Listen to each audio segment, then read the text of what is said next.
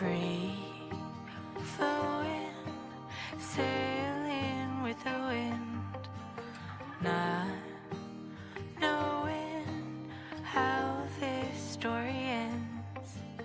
Kind and brave, I know you'll find a way. Live your truth and good will come to you. Home, sweet home. Home, sweet home.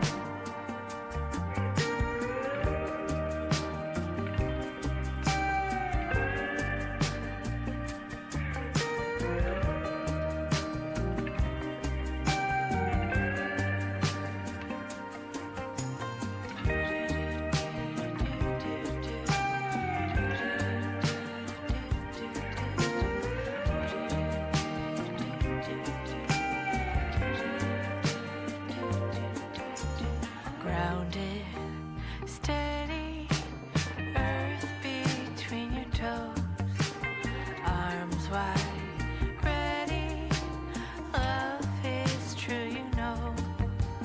Come roll, you can borrow calm, piece by piece, thriving in your palm. Home, sweet home. Together or alone, build your home. You are your home. Home, sweet home. Home, sweet home.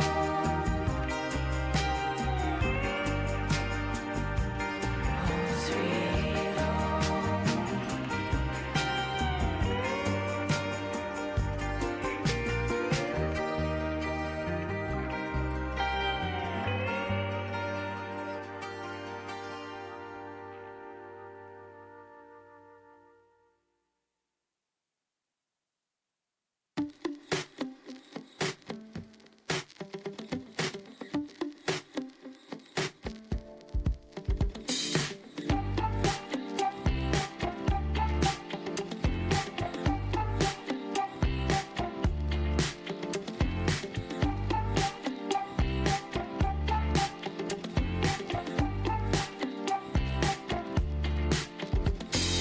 When we first started out, with our flaws to care about, we were both young and sure.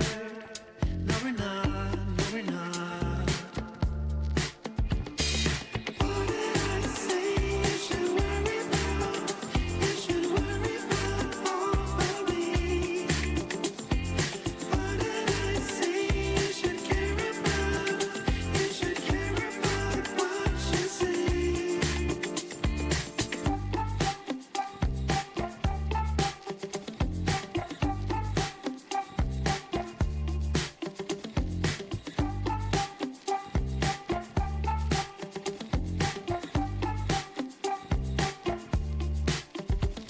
We went like that for years, with a straight path to walk upon.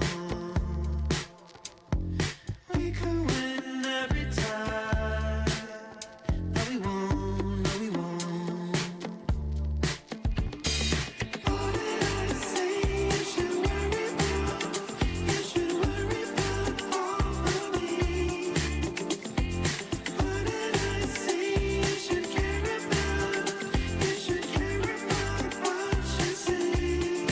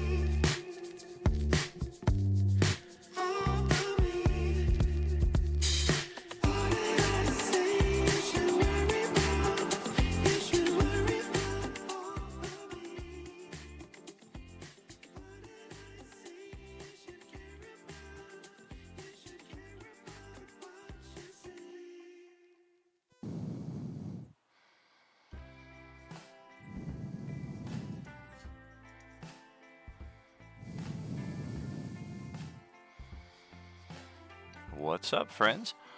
Welcome back to Role Playing Unlimited. We are back on Tuesday night, the table that started it all a year and a half, 2 years ago now at this point.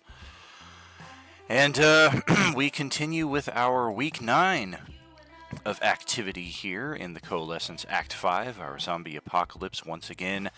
Touching down in the realm of Cringe, Chicago. We got a taste of that last night just to see what we were in for. We only made it across a broken bridge with our Monday crew. We'll see just how far we make it with the Tuesday crew here tonight. Thank you so much for joining us, spending part of your evening here with us. I am your host, Tragically HP, coming to you live from the 100th Meridian where the Great Plains begin. What's happening, everybody? What's up? Characters unique bonus for 50,000. 50,000. I don't know why it's like a mesh of Jabba the Hutt and Arnold Schwarzenegger. That's a collaboration that nobody needs to see or everybody needs to see. There's not a lot of middle ground on that, I don't imagine. What's going on out there in Streamland? Hello to you on YouTube. Thank you for checking us out, by the way. I'm still trying to figure out this multi-streaming thing. Twitch here is our home for streaming. It's where we started everything off, but we are also streaming to Facebook and YouTube at the same time. We were streaming to TikTok there for a while, but I keep getting like error notifications when I try to go live. Maybe it was because I smoked a little bit of gardening while I was streaming live, which I've come to realize is a big no-no over there, but I got no warning. It's just I got no message either, like you're suspended from live. It's just here's your the connection errors whenever I try to do that. But if I can remember the toggle going forward, I do plan to make YouTube our primary streaming platform for a foreseeable future. I've been checking out the analytics and what have you over there, and our viewer counts have been pretty high and solid. The only thing is, using Twitch as the primary source, I don't necessarily see any live chat that is going on over there because I only have the one chat log here. So if I can remember that toggle going forward, I would like to make YouTube the primary platform. So for those of you who've been checking us out there, we'll be able to interact a little bit better on the chat side of things. Hopefully this Thursday when we go with that stream. I was planning on doing it tonight, but once again, whoop, whoop, whoop, marijuana affects the memory. So we'll check out what's going on with that in the days to come.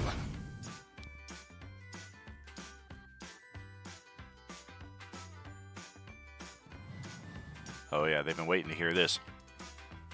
Little pig, let me in. Oh, I should come back. I should try to come back in. Sapphire wasn't talking. I debated about talking longer. Yeah, Sapphire wasn't talking when I joined in. I need to back out and come back in. Yeah! Woo, woo, woo! What's happening, everybody? Welcome back. Happy 2025.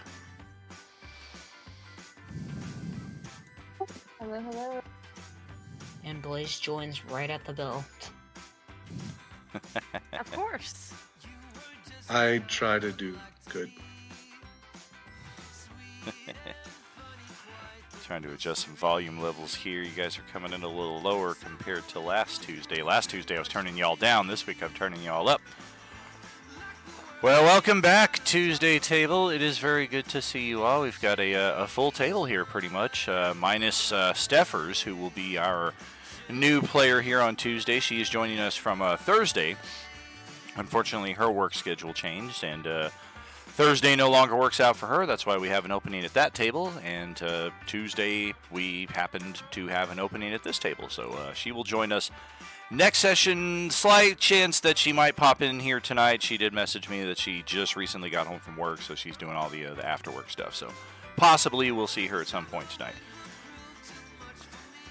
And yeah, looks like the live text here is incorrect. We are no longer at the Undead Mall. Everyone knows it's windy. Dun, dun, dun, dun, dun, dun, dun, dun. That's one of my favorite shows. As you can see by my name.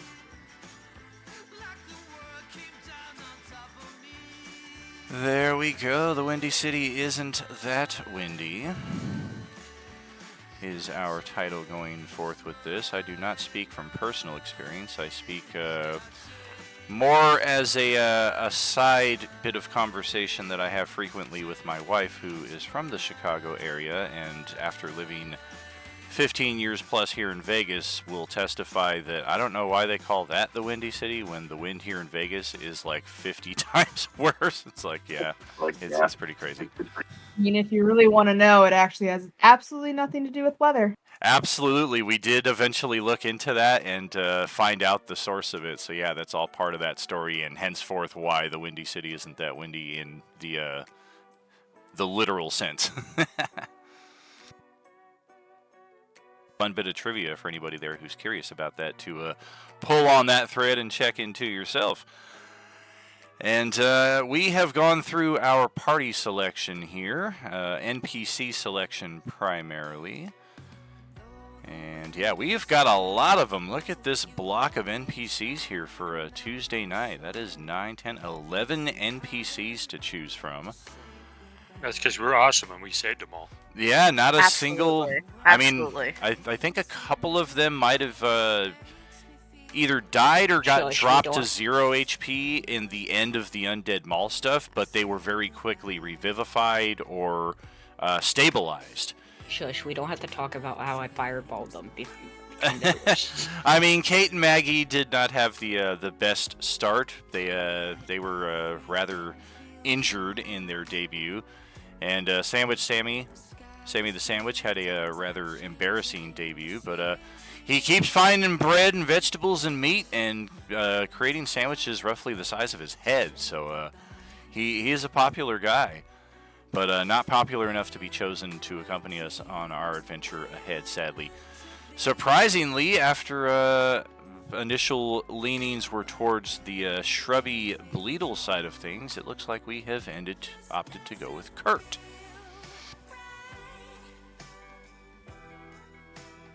Well, it's a pleasure to be here with y'all, and yes, my hit point total is correct, despite being level 2. I vote Shrubby. I've always voted Shrubby.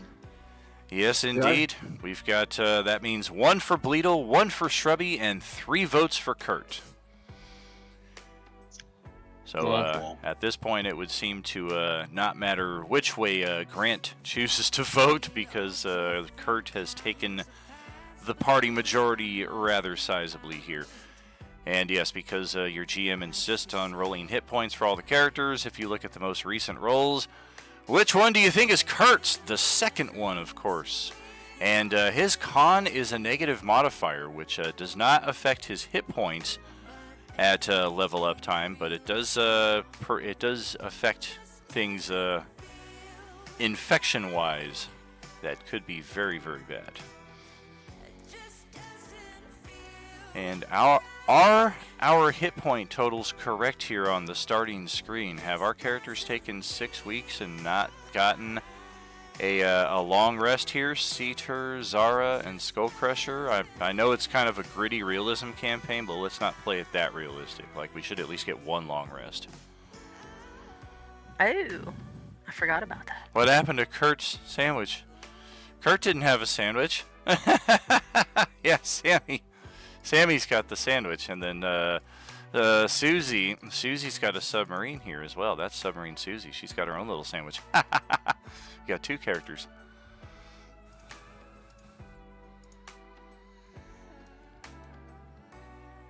Meanwhile, Monday over here.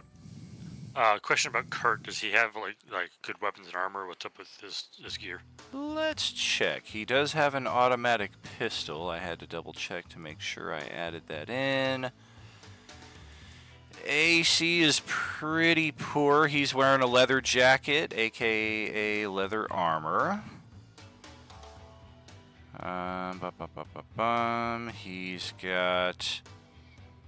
He's got a dagger, an automatic pistol, and a handful of natural bardic abilities. Like I don't know what it is, but as soon as all this conundrum happened, my music, it's got like some kind of bitchin' power, where I can like play a strum on the guitar, and it'll hurt somebody or help somebody. It's very weird. I don't know how to explain it, but that's what I got going on.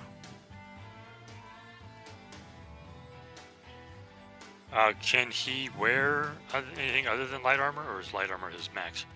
Light is all I got. Yeah, I could wear something maybe a little heavier than this, but not much.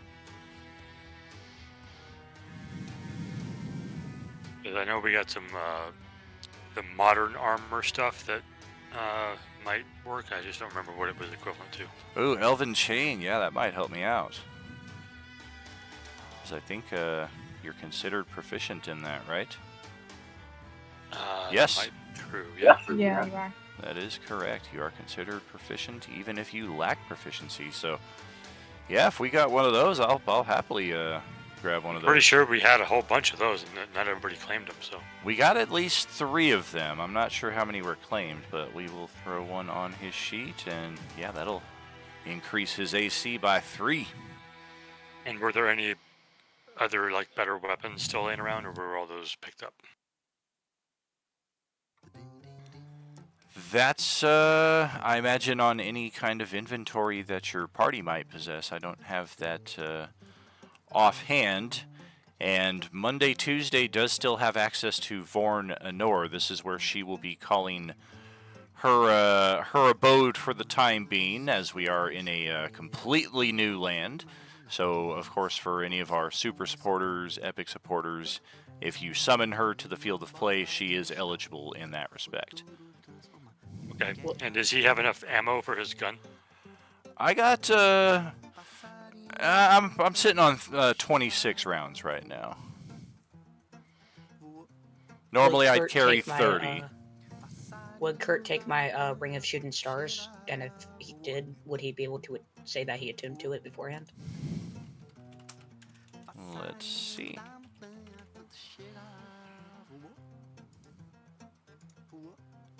Like, you'd loan this to me? Seriously? I don't use it. You say I gotta, like, hang out outside at night to do this? You can. For the attunement? Yeah, it does specify requires attunement outdoors at night. It's like one of the few items that has that specifier. Yeah, I totally borrow this, man. Thank you. And if that's the case, we will find the time to attune. And along that same vein, then, now that he's got good armor, he's got that ring, he's got gun, he's got magic, I'm gonna use the ability you said I could make an item. I'm gonna make a rare, because I can do either 2 uncommons or a rare. I'll make a rare. I'm gonna make him an amulet of health and say, wear this while you're with us. And we'll make his constitution at 19. Yeah, it will. That is another attunement required, so we will bump him from 0 to 2 attunements, just like that. And yeah, that will also double his HP value effectively, since he goes from 0 extra hit points per level to 4 extra hit points per level. So yeah, he just went from 8 to 16 HP. Thanks, guys. And his con save just went up. Definitely, yeah, from -1 to a 4. Yeah, if you're gonna accompany us, we're gonna make sure you're taken care of. Now I got this interesting little tune by Leadbelly here. I'd like to demonstrate on one of you guys, if you'd be so willing. I don't know how effective you might find this, but I found it to be a pretty interesting one, and Tim liked it when I used it on him. And let's who wants to volunteer? You have to willingly fail the saving throw. I will, I guess. If nobody else wants to. All right, wisdom saving throw. We're gonna throw a pendulum on you. You gain a degree of regularity in your motions and fortunes. After failing the saving throw for the duration of the spell, you don't make die 20 die rolls. Instead, your next roll is a natural 20, and then a natural 1, and then a 19, then a 2, 18, 3, 17, 4, and so on. Ooh. Yeah, How this would that work with Orange Peeler? Would that just cancel out Orange Peeler? it would not cancel it out, but the natural 1 roll would still count as a miss, but I believe you would still with your modifiers hit on almost anything else. Gotcha. And it only lasts for 1 minute, so I don't know that you may not even go through the entire cycle, but that's how it is. All right. So yeah, that's one option right there.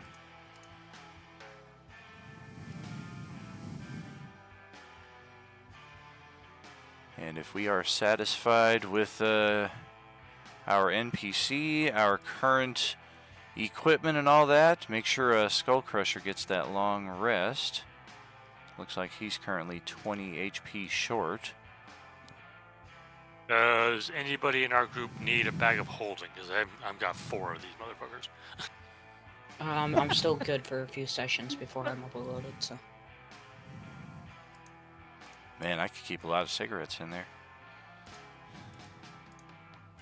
No, don't go there. Yeah, you know Kurt is all about that.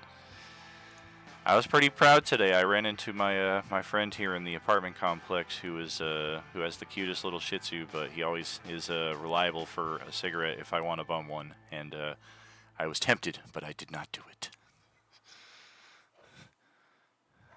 I'll job. go ahead and give Kurt one of the bags just because he's Sweet. be a bag man for a while. Appreciate it. Yeah, I'll definitely tote around what you guys need. Get his sheet ready again, and then we will get on to the regional map and our introduction. Boom. Got that.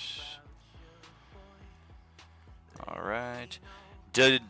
Do we have any of that special ammunition that we came across with Monday and Tuesday tables at the mall? Like there were frost rounds and things of that nature. I don't know if all of that was divvied out. If that's something we might want Kurt to have. I know we just gave him a bunch of stuff, so by no means we're under no obligation. But if that's something that we're just sitting on and he might make use of, that is something I can think of.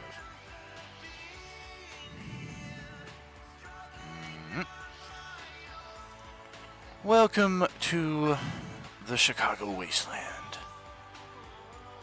And having looked at just a bare bones map, I'm quite happy with how this map turned out.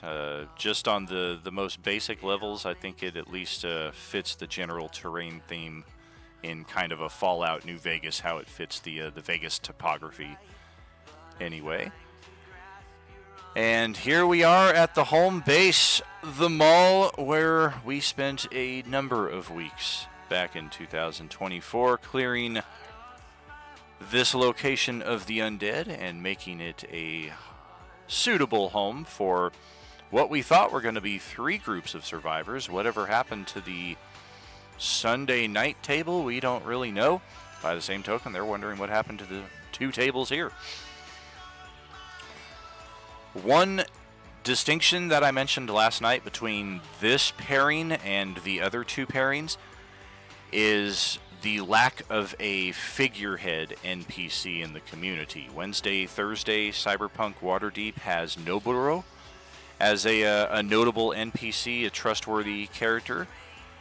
And the Sunday tables have Marco, who is an established leader of a community on the Orange Enemir map. For our characters here, we were, for a time, kind of... we never really had a figurehead in that respect. We were kind of aligning with each other. We started to create something after we banded with the Sunday night table. And then, of course, all that has changed now. So, for lack of a better character in the community, Vorn Enor, our merchant, is going to be the one to hopefully give us a little shove out the front door. As she gathers you inside of her shop one day, your other companions have left just a number of hours ago. I sent them along the road, heading south out of the community, hopefully to cross the river and see just what lies on the other side, if there are communities of like-minded individuals, if there are roving bandits that we need to be aware of. Of course, concentrations of undead, anything else of interest. I am hopeful that your group will be up to a similar task in a different direction so that we are not doubling on our efforts. Their path, while arguably perhaps easier, that aside, we can see through the gloom to the east some tall structures on occasion. And we are quite interested if these are inhabited, if they are vacant, if they are of any use to us at all. I say we, and she kind of looks around at some of the other scattered NPCs from Monday and Tuesday that were not selected to go out into the field. They're already going about fortifying, refortifying the mall to make sure that this place remains stable, not only for their own benefit, but for when you guys make your transfer back here for long rest, there is a place to in fact lay your head. And in that respect, we do have one more bit of logistics to attend to, now that we have our path laid out. The gossamer bulbs that the Time Mistress handed out to each of our tables. If you remember the details of those, they are very fragile. They will open an ethereal tunnel from your current location back to the home base here. This means that for the foreseeable future, you have 3 guaranteed returns back here to your base where you can reasonably be assured that a long rest is on the other side of it. You may find other need to come back to home base, not for a long rest, but guaranteed for the foreseeable future, you can count on 3 long rests. Anything aside from that, subject to possible interruption because we're probably going to be in the field somewhere. So these bulbs, knowingly fragile, how do we want to store them, and do we want to pass them all to one character? Do we want to spread them out among multiple characters? That is something for you guys to address at this point. Things don't break in a bag of holding, right? So that might be a good option. That is correct, unless somebody destroys the bag of holding, in which case everything inside of it is subject to who knows what. Like when the Arnold Schwarzenegger destroyed the bag of holding from the inside because you should shove me in there to try to shut me up. It doesn't work that way. No! It was so sad. Sorry. Several of us have a holding, so we could split them up. Absolutely. Yeah, I I say think it's a split. good idea to split them. Seems to be the consensus among most of the tables now. The main thing where we might run into an interactive capacity is when they are, if for example your character tries to like pull one out in the heat of combat to try to activate the tunnel. Obviously, if we're at the end of a long day, it's peaceful, there's no zombies or other enemies rushing at us, the fragile nature of these things is not likely to come into play. But if we're backed up against the window and there's 100 zombies around us and you try to pull one out and be like, we gotta get out of here, guys, that's when we might run into something and you might end up wasting one of them. So use them wisely. I heard slam it on the ground to escape quicker. Yes. All 3 of them at once. It'll open a much wider tunnel for you guys so you don't Three Stooges in the doorway. Yeah. Celeste will offer to take one.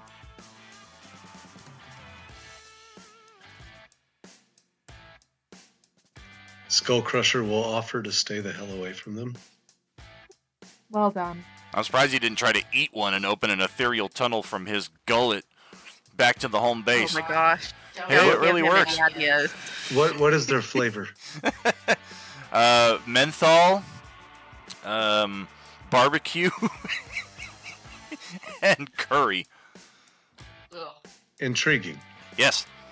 Each No, they taste tasty in their horrible. own. You don't want them. Try mixing them together. Menthol curry sounds particularly interesting. I'll take one.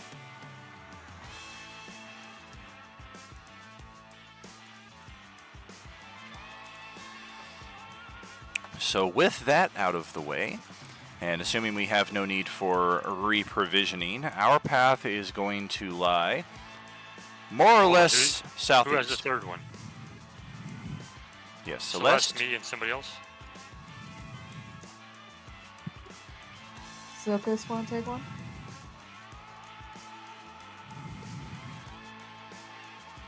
I'll write it down in I'll my take bag the of third holding. one. Okay, go ahead. Beautiful.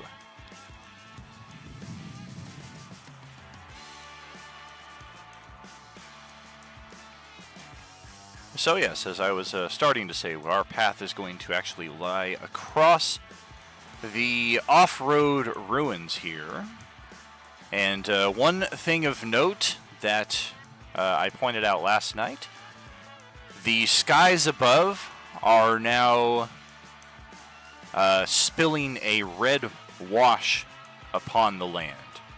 In addition to this darkened, weird, cloudy gloom, the moon above is a dark, rich red, and that color is tainting the landscape around you, as you can see. It's such an obvious effect that when you guys go outside and you start traveling, as the day starts to turn into night and the moon rises, it's almost like you guys are standing inside of Kramer's apartment when he's living across from the Kenny Rogers Roasters, if you guys remember that episode. Everything is just super red, and it's just freaking crazy. It's a very interesting visual.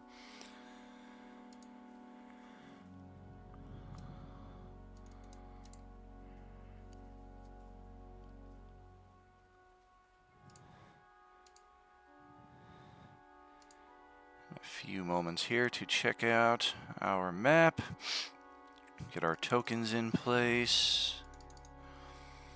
Yes, that is the one detail I have missed. Alright. Let's get all of you.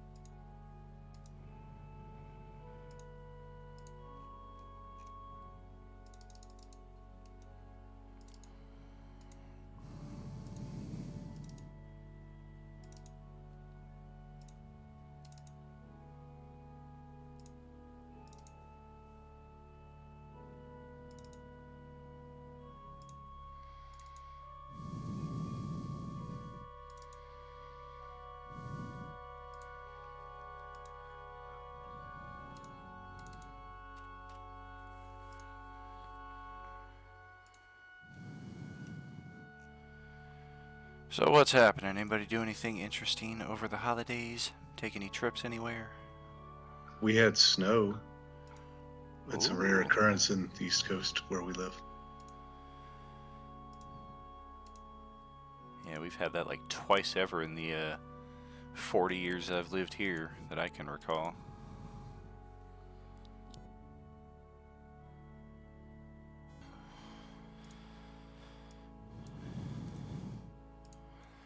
I just noticed that Zara never got her goggles of night. Her vision was still set incorrectly.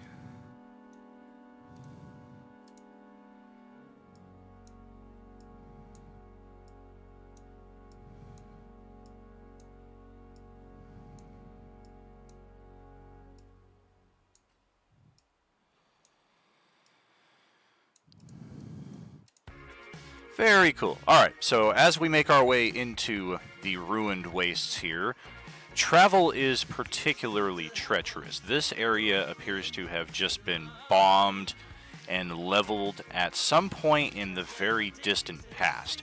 If you guys remember some of the setup detail, in that your characters are, instead of New Mexico 1970s coalesced with Endemir, it's now Chicago area 1999 2000 coalesced with the Dragonlance setting. And as our group makes their way through this wasteland, the impression I would like to give going forward, if I forget to mention these details, is that this Chicago is the same Chicago, that's a lot of Chicago, from the New Mexico Agent Orange. So imagine that the zombie apocalypse broke out here in the Chicago area 1972, 1973, and 25 plus years have passed in this wasteland. The zombie problem is still quite prevalent. Whether the Kryn coalescence is a new thing or a dated event is something we will discover in game as we come to meet people who've been here probably a few months or years longer than our characters have. But as you're traveling through these wastelands, it's very obvious that this is just decades old, 25 plus years old at least, as you're munching. You guys are talking about deep dish pizza, and I was like, munch. As you're marching through the wastes here, it is quite difficult passage to say the least. So in that respect, all of that to say that when we go through these ruined tiles that we'll find quite often on the maps here, a group survival check will be called for. So we'll be taking the average of what each of you roll on your survival checks here. So everybody roll that, and let's see what we're looking at.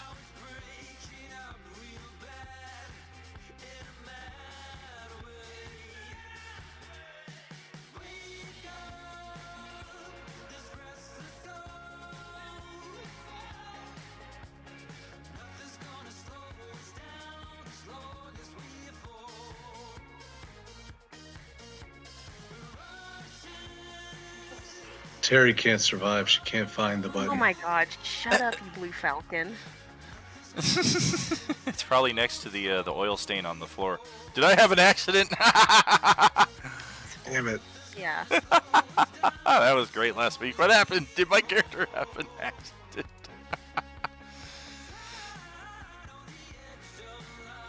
Well, so far, a little bit of everything. Ouch. Can we kill his character tonight? I don't know. He's got a lot of hit points. He's a hard bull to bring down. So, are these the final answers before I start scripting a narrative based on these results? No. Or do we want to adjust them with inspirations and/or hero points? I want to use whatever I can, because I don't like that. She throws me in front of her for danger. Oh, and Kurt is here, so we should check his as well. Dun, dun, dun, dun, dun, dun, dun, dun. Not bad. I'll use a hero point. With a +4 bonus, he gets a 5. Womp womp. Jeez. I'll So- give an inspiration to him. All right. Well, a 12 is definitely better than a 5. Okay, so Yeah, Grant I'll is do it. looking at an 11. I don't know. Kirk got a 12. Terry's gonna do what now? I'm sorry. So what do I do? Like, if I use a hero point, I have to You would roll a die 8 and add it to that 5. probably get a 1. Okay, I'll use a hero point. What the heck? All right, die 8.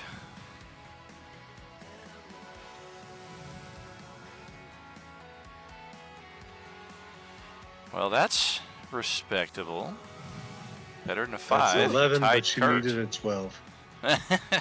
I'll add a hero point to Celeste. Yeah, she got a 12. Celeste is going to have a die 8 added. Go ahead, roll that. That's a 13 now. Grant goes up to an 11, 21, 16, 14. Pretty decent. So, yeah, as we are approached with a variety of paths that we may take to traverse these wastes, we have chosen correctly on the first possible branch of roads. This road initially leads us seemingly a bit far out of the way that we're trying to go, but it eventually loops back around and in fact kind of comes up on an elevated view to where you guys can see the other paths that you might have taken. one of which would have led to a dead end, and the other one is based on the structures and the occasional glimpse of movement you catch down there in the darkness may have led to something that could have caused some blood to be spilled. It's not too late to go back and try that route if you want, but if our objective is to avoid confrontation, we appear to have done well.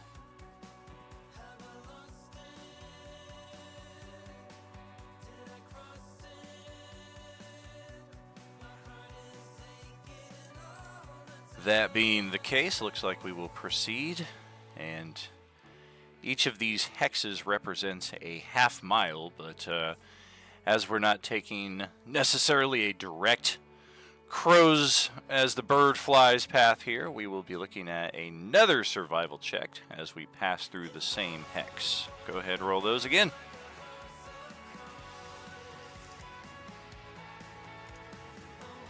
Ooh.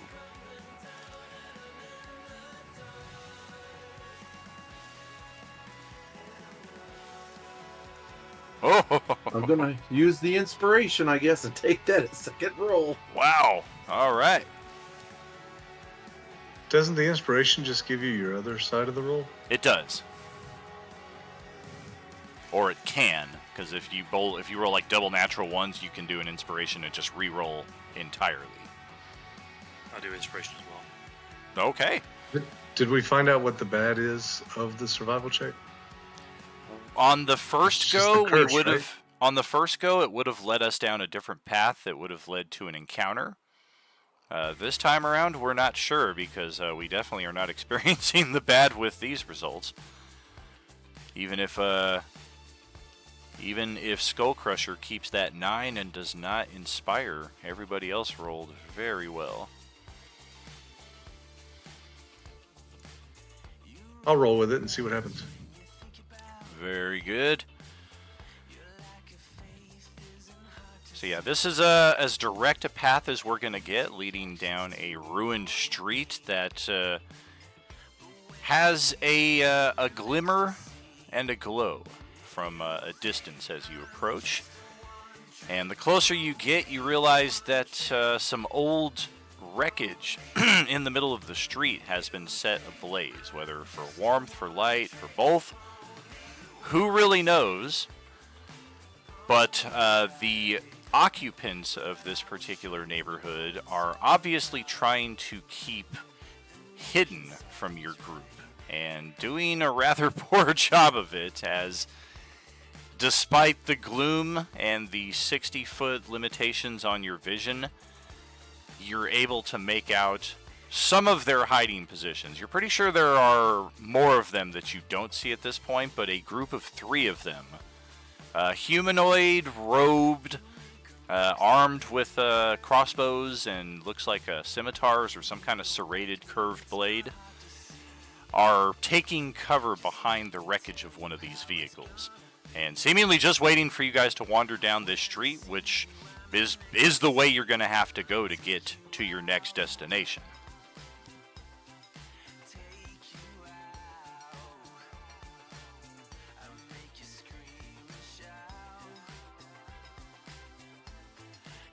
So how do we want to approach this? Well, upon saying that, I'll kind of look at the rest of the group. The rest of you all see those guys waiting to ambush us, alright? Kurt Thought they puts were down. there to talk to us about our car insurance. Kurt puts down the cigarette he was about to light up. Yep. Yeah, there's a group of them out there, all right.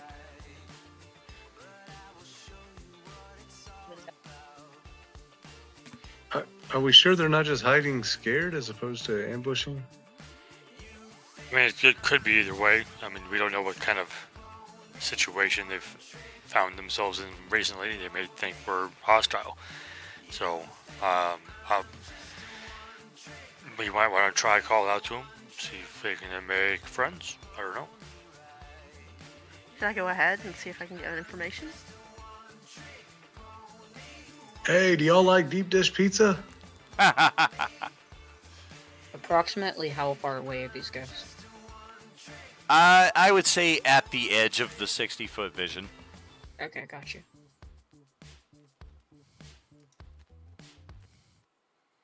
I mean, that's not exactly a battle cry. If I heard someone asking me that, I'd feel pretty okay. You want to get some pizza?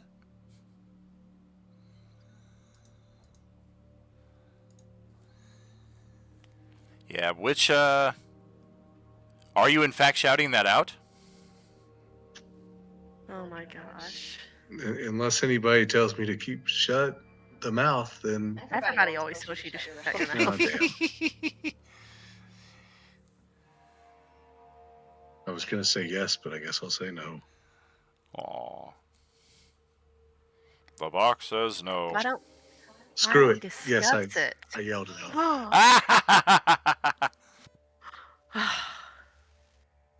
In which language do you yell? Oh, I learned English language from hanging out with that dude. I say idiot. I mean, I don't have Chicago accent. I don't know how it came across.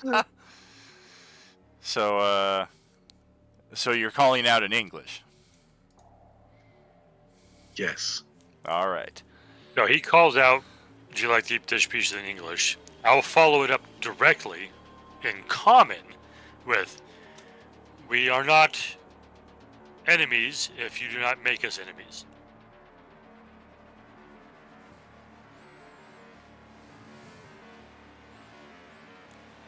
Yeah. There is a That was not a good scattering. performance. There's a scattering from two of the three individuals. As soon as Skullcrusher opens his mouth, they kind of rush back 10 feet from their starting position, while the robed individual in the center shouts out, shouts out in response in common, "These lands belong to us, intruder. All who walk these streets are our enemies, and will taste our steel as we taste their blood. Come forth and do battle if you've courage." I guess they don't like pizza. mean- Celeste is gonna reach out and put her hand on Stilkus's shoulder, and I'm gonna cast Quicken before we move forward. Yeah, Galric just kind of sighs. There's enough enemies to fight without making more. Damn it. Zara just gives Skullcrusher some dirty looks. But I like a good fight. Ooh, let's see which one of you gets this event. And pizza. That'll be fun. What happened to the music? Oh, it's playing one of those horror songs that I downloaded that has like a maximum volume of 2. 1, 2, 3, 4. It's Skullcrusher. Hey, this works out. Good. Give So, him that. yeah, exactly. As we are, It still says the stream is starting. Is it? maybe do a stream reload, because, yeah, we've been live for 52 minutes. We got 15 viewers right now. Thank you kindly, friends. Much love, all. Hope you're having a great week so far. So, as we are preparing our response to the challenge of combat, a gust of wind catches an old scrap of newspaper in the street and blows it right in Skullcrusher's face. What the? Reactively, he goes to pull it off of his face, and in the faded paper, he can make out a few words: mutants, Chicago streets.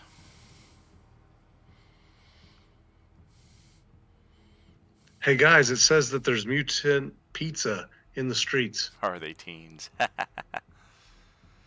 Are they Turtles. turtles? Are they turtles? Hey guys, look at this paper. That's the funny thing about that. If we saw, Teenage Mutant Ninja Turtles, we would always just think it's turtles. Exactly. Yeah, we see those all the time. What? Lower Whacker Drive.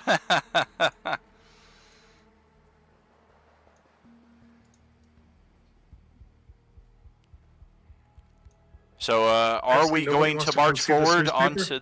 I'm sorry, go ahead. Nobody wants to come over and read this newspaper? Since he seems to be so excited about it, I'll take a look at it. Yeah, it's very old and fragile, and it's like coming apart in your hands just as you're handling it. How it's survived this long is kind of a mystery. But it definitely, any illustration that was in the center of the page has long since been torn and faded away, but the words Mutants Chicago Streets definitely stand out. Do think I we should even go know back what to the mall. Chicago is? Probably not. Like, maybe depending on if you spent any time in the library at the New Mexico Mall and looked at like an atlas or something like that, you might have a passing familiarity. I probably at least know the name. Oh, I think there's a city named that. Or something. Yeah, it's one of the major cities, of course. Okay, so I'm like, oh, are we? I think we're in. This might be what's up to Chicago. That was a city. Skull Crusher puts on his non-existent reading glasses. His monocle. To make him look intelligent. Exactly. The problem is he wears it between his eyes because he thinks he needs to see through it with both eyes. Hey, that's the third eye. Come on. So yeah, how do we want to approach this? Do we want to enter the field of combat, or do we want to turn around and try our luck with another survival roll and see if there's a way to avoid this area entirely? I vote fight, but that's just me. I think we should set up an ambush. How? They've already seen us. Lure them in. And detonate explosive devices. Do we have any explosive devices? I mean, I could just straight up cast Fireball on them. I got like Okay, that'll work. I could too. Yeah. I got like 5 fireball necklaces, each with 2 fireballs. We can throw some fireballs. Ooh. Just based on the way I have the map set up, these are pretty small maps actually. I think yeah, now that I'm thinking of it, yes. I found the scale to be a little weird on these maps, so much so that 5 foot per square did not make sense. So I, in fact, went with a double scale to where it's 2.5 feet per square. Because the vehicles on this map, if it's 5 feet per square, like these are some like stretch like cars. Like it makes no freaking sense the size of the vehicles. You'll see when we get there. But as We're gonna have such, to mash. yeah, as such, I mean the size of these maps are already small to begin with. When you take into account the double scale, most of you are going to be able to traverse one side of the map to the other with ease in a single move. All of that basically to say that as soon as we get onto the field of combat map, there's not a lot of distance between the two sides here. I can try to make an extension to the map to account for that as according to how you guys want to approach this battle, just to give you guys a heads up of what we're looking at ahead. Skull Crusher's a little confused. Everybody sees 1, 2, 3, 4, 5, 6-sided squares, right? So what? Do what now? Why Yeah, am I he's here? talking about. He's talking about if we go onto another map, not the one you can see right now. Oh, gotcha. Oh, the hexes, yeah. Yeah, on this map, yeah, I'm talking about the map that we're about to go on to. When we get onto the combat map, not the regional map. I think that's why I was thinking about pizza. Oh my goodness. I would like a little space, please, if possible, and not too difficult. Let's see.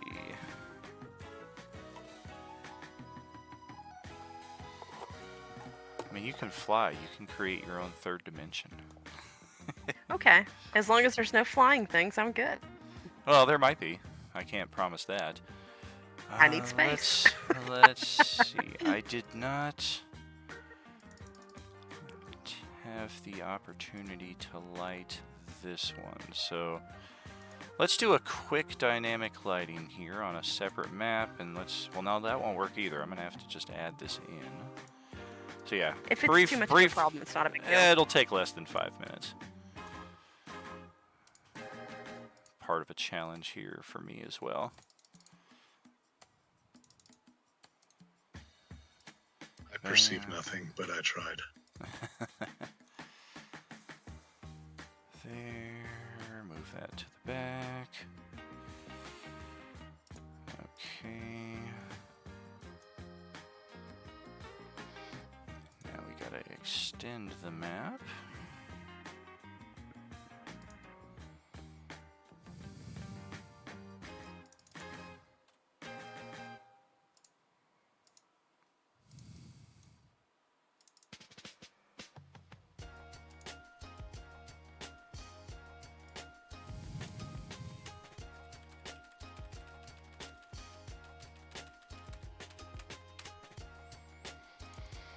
Okay. Wow, that's funny. One of I mean, this works out. The map, the extra add-on map that I grabbed for this to extend it has a pizza shop. I'm happy. Can I investigate? That's funny. Okay, let me move the dynamic lighting now. Otherwise, that's going to look really weird. That all looks good. And then this one as well.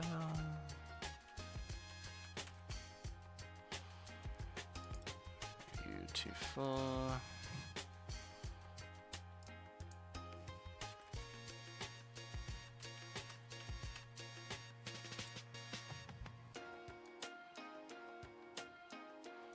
Oh, that's a bummer. Doors don't move? Alright. Whatever. I'm moving my fucking self.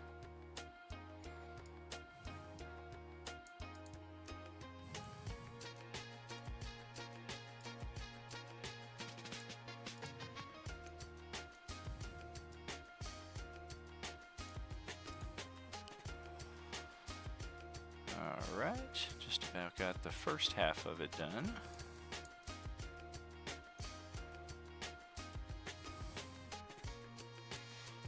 Trying to have a little more flexibility in some of these maps when possible.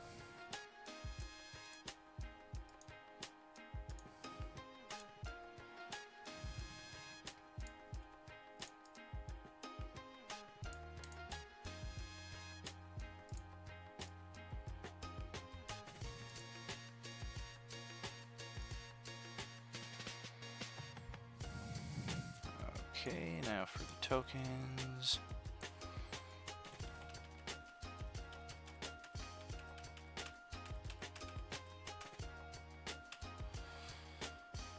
I think it was that. Yes. Okay. We'll move you guys back a little bit. Get you all to about 60 feet if I can.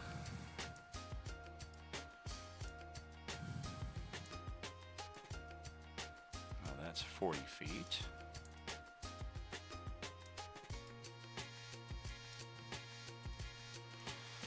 Alright, now to draw some new lights and then we're done.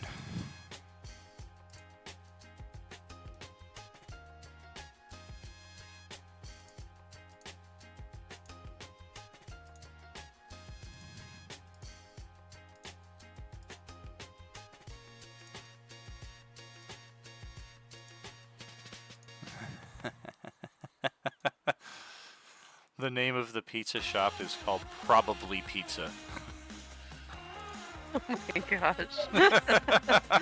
Good enough for me. Do not get dish from that place. Will and Porky. Is this Alfredo's actually sell Pizza tacos. Cafe or Pizza by Alfredo's? It's a very important distinction. Yes, it is. Both in quantity and quality of pizza. Somebody gets it. So good. Yes. Okay, yeah, we are making good time here. It's taking a little bit longer, but we are getting there. A few last details here on this other building. Realize I've left a few pieces behind from the other map. Gotta get that. Oh, there you go. That's where you belong. Come on, baby. Work with me. There you are. I knew you had you on the map somewhere. Uh-oh. Just threw the whole map off track now. Uh-oh.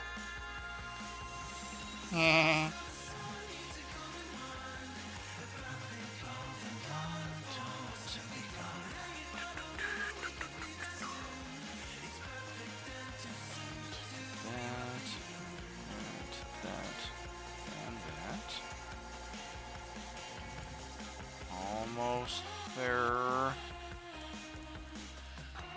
Go back to the light. I Make think sure Kurt that's should play us some battle tunes. my girl. Where did you sleep last night? Get a door for the pizzeria. We'll make it a double door establishment. It's hard for me to create a Nirvana song here on the fly when I've got the existing playlist playing in my ear. Alright, I think we're set there. Yes, we'll open these doors. That's all good. Okay, one bit of light here, and then I think we're good.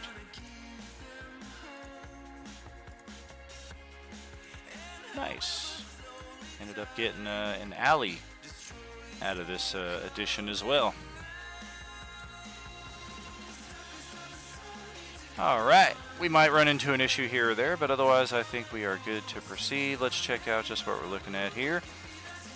Special thanks to Horror Girl Ari watching us here on the Twitch live stream. This was an addition to the Role Playing Unlimited collection that she purchased for my birthday back in December.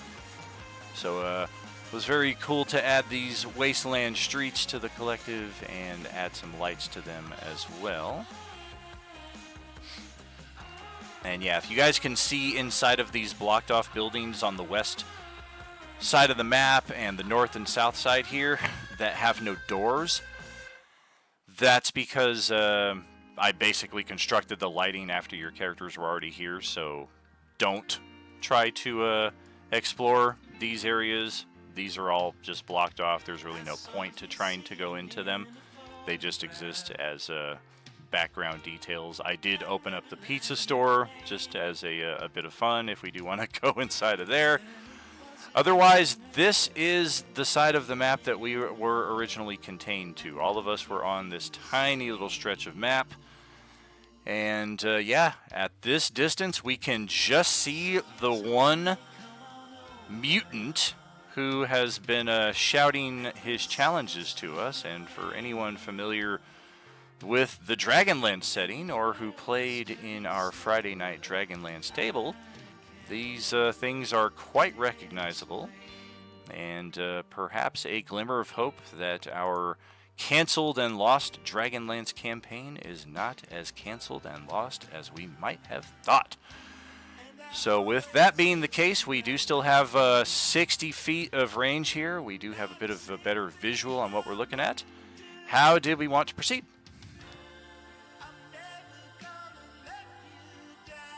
Are they still hostile to us even though I'm Dragonkin?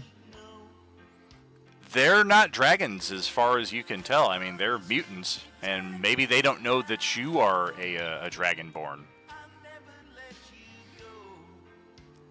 At this distance, they're basically angry, challenging silhouettes, which is probably how you appear to them. Oh, okay. I thought it was a dragon-looking dude.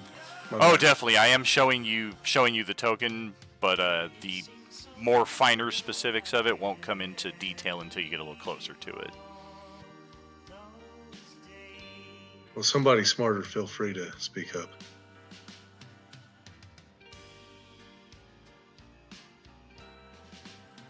Well, I mean, Galric will say, we don't have to fight these things. I mean, we can go around, probably. Oh man, you guys maybe build this whole map so that we would go back to the original plan where I said, do you guys want to challenge them or try another way? Oh, What I are you still doing want to to me? challenge them, but first I'd like to walk into this probably pizza. Take a look around. We're gonna use one of those bulbs and go back to the mall. Just kidding. Wow, we're a half mile away and we're gonna burn one of the bulbs here. Justin's like loving this campaign so far. He's like, both of these maps are on the tiniest maps ever. No, I'm just joking. He's like, finally some vengeance, retribution. It's like Dan always does like freaking each square is 35 miles Purple. type of shit, and now it's like each square 90 feet on the world map. Well, I mean, yeah, this place has been sacked and ransacked long ago. It has probably been turned into a refuge more than once, and then invaded, and then re-cleared, re-established, re-invaded. Probably the case with much of these neighborhoods, as we can see them. Just a absolute ruined wasteland. And as I was saying, if you look at the cars, if each of these squares is 5 feet long, like this, I mean, this isn't much more than like a mini. And that's a giant fucking mini if it's 30 feet long. Mutated mini. Yeah. I want to yell out that their pizza shop sucks. In common or in English? I'll try common this time. You hear some curses back in Draconic, in fact, which are basically, the fuck, he thinks that's our place? Imbecile! Oh, And- wait, I want to answer in Draconic. Yeah, we're going to back out of your guys' lines of sight here. You guys do see a bit more movement here in the darkness, as it looks like he kind of takes cover behind that big truck way off in the distance over here. Yeah, I want to answer back in Draconic. Yeah, of course I thought it was yours. You said this is your area. This is our area. We did not construct it. It is our home. Come do battle. We have no interest in parley. Good enough for me.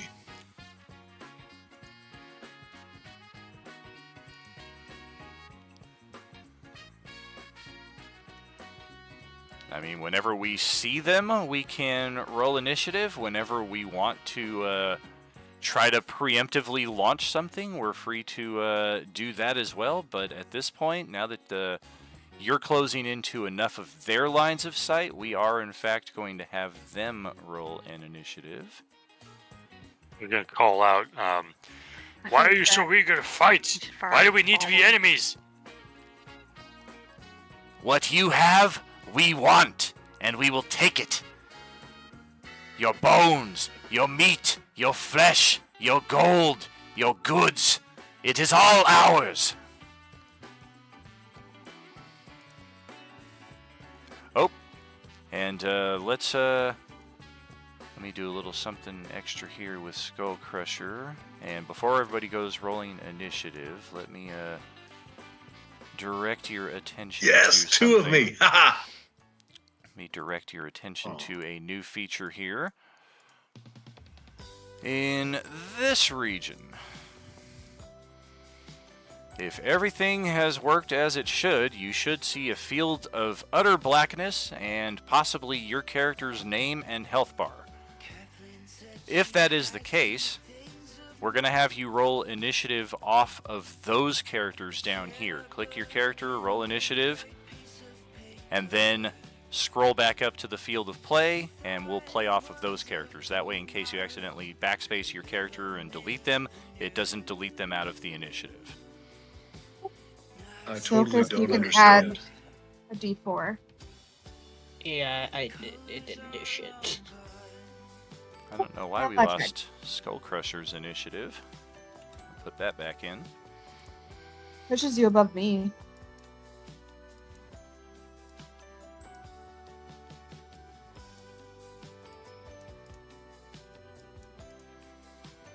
I feel so lonely down here. And it is possible that some of you are kind of scratching your heads like, I've never selected my token to roll initiative. Don't move that token, Grant. Put that token back.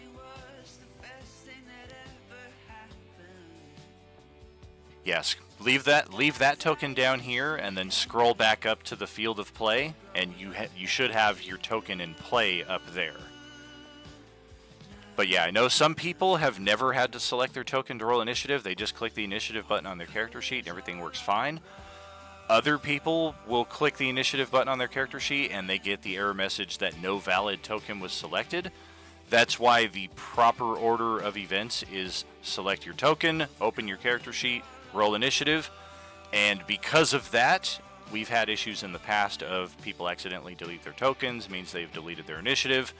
This is intended to solve all of that, so we have these tokens linked to your initiative way out here where nobody will ever select them again, because we will all be focusing on what's going on up here. Alright, so let's double check. Looks like something happened with Silkus's. There we go. That's all 6 of you. Let's try Kurt. Boom. Not too bad. And let's try for the mutants. Teenage Mutant Ninja Dragons.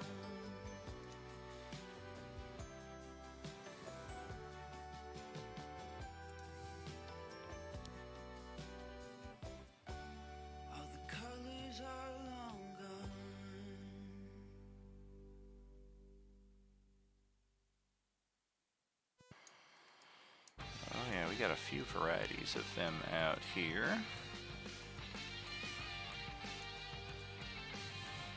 Double douche dragons.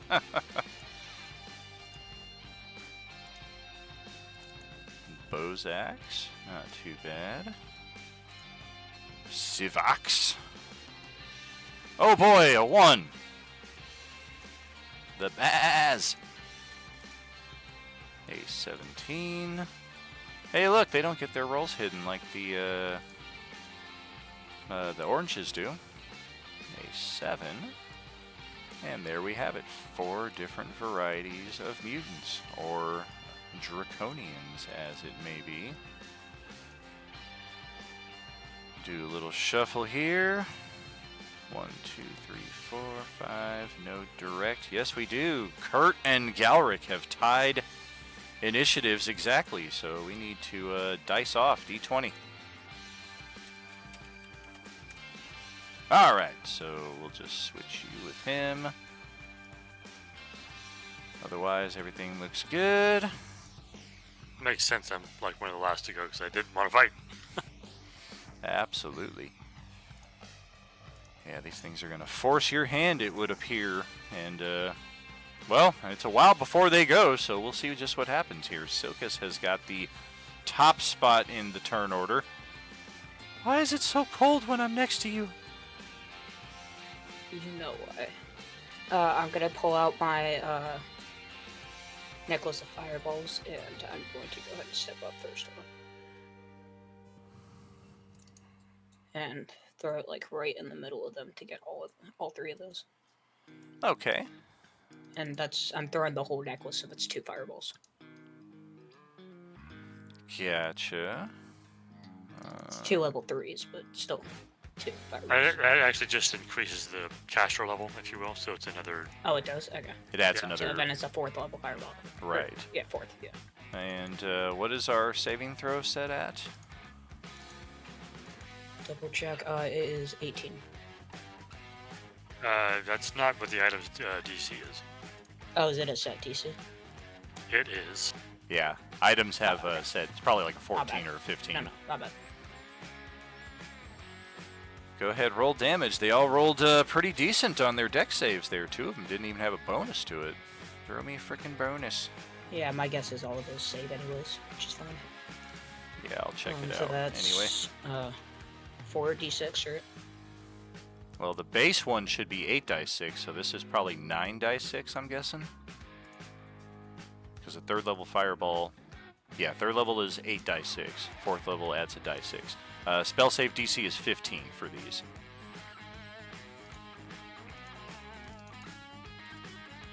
I'm at a practice. I gotta double check everything I'm saying here. That's 33 fire damage.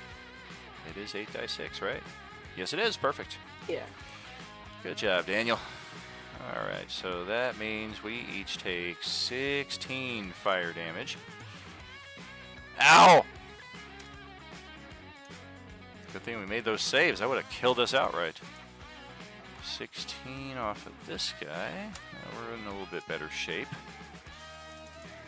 And that is the end results of your handiwork there. As they all try to scatter out of the way, they successfully do so, but they still catch a substantial bit of that damage right there. That will be my turn. Alright, so we will go over to Celeste. I'm just moving a little bit closer. Reminder, each square is 2.5 feet, so instead of 6 squares per turn, you can technically move 12 squares per turn.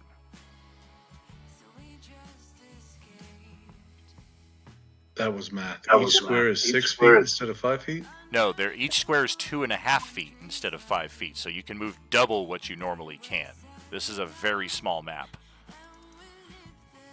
Yeah, even with the extension here, it's still very small. I mean, imagine if we were just playing on this half. You could, like, run to the end and, like, touch the wall like a relay and then come back and get your attack.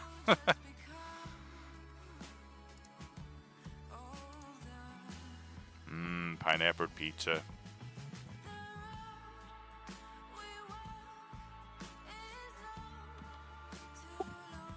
Okay, so the two at the bottom, they would technically be within 5 feet of each other. I guess so. That sounds about right. I hadn't accounted for that, but yeah. Okay. I'm going to do acid splash at both of them then, since they're within 5 feet of each other. So it's a dexterity saving throw. DC is a 15. Alright, go ahead, cast the spell.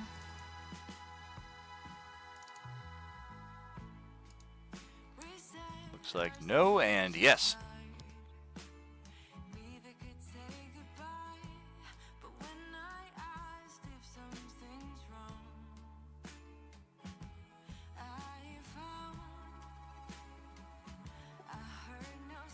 So I think the one that saved is fine. The other one gets the 7. Ouch. Alright. Yeah, that leaves this one here in a very precarious state.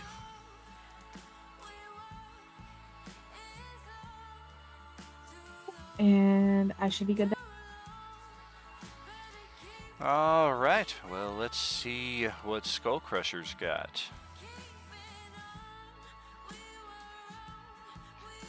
Alrighty.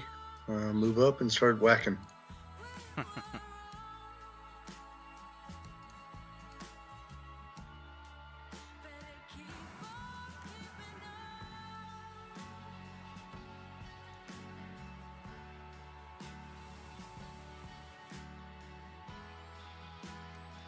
Well, that's not going to hit. An 11. That will definitely hit. Let's see. Are you going into rage? Oh shit! Yeah, of course. Yes, thank you. I'm in a rage. Yes. All right. Let's do that. Okay. Corpse Slayer will certainly hurt this creature, but we are not undead, so the extra effects do not apply.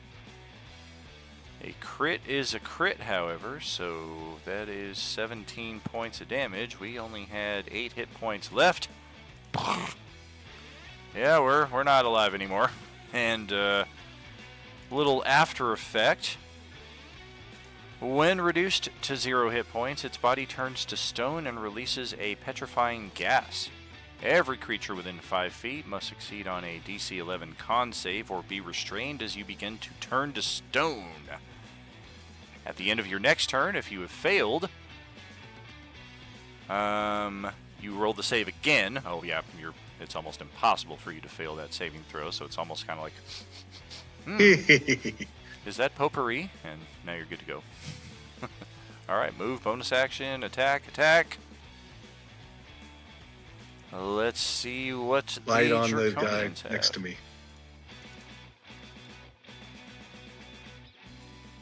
The next ones to act are, in fact, these Draconians in the far back. We've not seen them until we got up a little bit closer. Did I have the ability to use the bite on the other guy, the one behind me, or was he too far away? Yeah, he's definitely he's out of your reach from where you're at over there. Even with the squares the way they are, you do still need to be in the square adjacent to the target to attack it. Okay. Well, that was a waste of a bite. You can always bite the rear view mirror off of this Humvee right here. Sold. My mighty heart is breaking, Maria. I'll be in the Humvee. Okay, let's try a little of this. Sure, let's throw this over at Skull Crusher.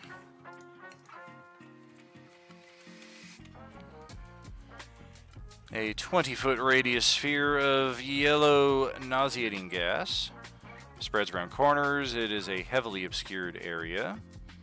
It will linger. Yikes. Did I have an accident? And at the start of your turn, you will make a con save. So right now you're okay. It's just kind of like, hey, what is this?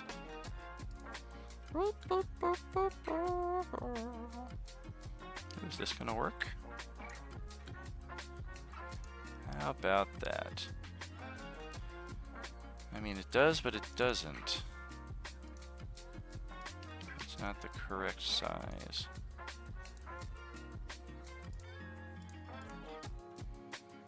Yeah, we'll do a little of this. That's better.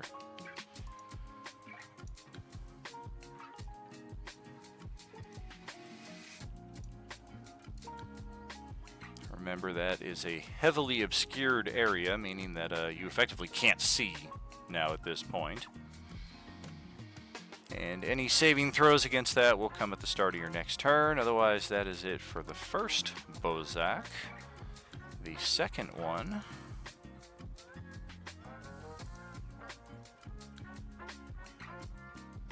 is going to throw a web into the same area.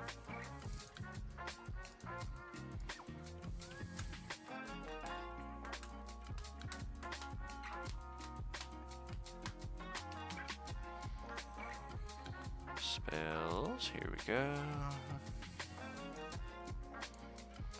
20-foot cube. So yeah, we'll just attach it to the side of the truck right there and catch you up inside of it as well. Let's see, each creature that starts its turn, so once again, this is something that we will see the effects of later on when Brad's next turn comes up. That will do it for the Bozaks. We're going to scoot out of line of sight after that, pass it over to the Baz Draconian. Hanging out here with 1 hit point. Well, he was going to rush at Skull Crusher for killing his buddy, but, I mean, I'm not going into there. I don't know who's fucking drawing that. He's like, he feels like the Predator fucking, and he's got like the fucking targeting on him right here. We're going to back away from whoever's doing that. Do we have... Nope. Alright, whatever. We'll, ready to action. And sure, why not? Let's see what the other Baz Draconians have. As a door is kicked open to the south of Celeste. 5, 10, 15, 20 feet as one of them just rushes right out at her. Takes a pair of short sword attacks. Stab, stab. 20 and 18. Looks like both of those connect. Another 5, 10, 15, 20, 25 as another one rushes right out here at you and gets into a loose flank. Also a pair of S-word attacks. We got a flank, only one of them hit. Got 15, 20, 22 and a half feet as another one rushes out, comes right at Silkus. Get away from my car! Oh wait, that's the zombie voice. Get away from my car! Can I just free action, like, punch his car? Oh man, now he's really mad. I get advantage on my attacks. Yeah, bullshit. Oh! 13 to You hit. still can't even hit the lizard. Yeah, I end up hitting my car as well. Shit! And yeah, let's bust open the door here to the north as well and reveal another trio of Draconians. Look at what we got here. The hell is that cloud there to the east, and who's that guy that's just standing there in the middle of it? Who cares? Alright, looks like Celeste is on point and drawing 22 for 5. The other one is no good. Got 10, 15, 20, 22 and a half. All right now. Oh god, natural 20 for 9. We got 10, 15, and 20, 22, 25. Another one. Same dealio.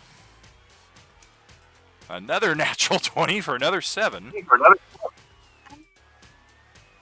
Yowie, wowie. And if there are other Baz Draconians on the map, we do not see them at this moment. So we will pass them on to Zara's turn.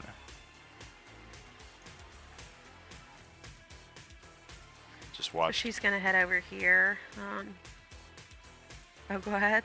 I was going to say, you just watch Celeste get freaking mauled up there for 40 hit points. That's where I'm going.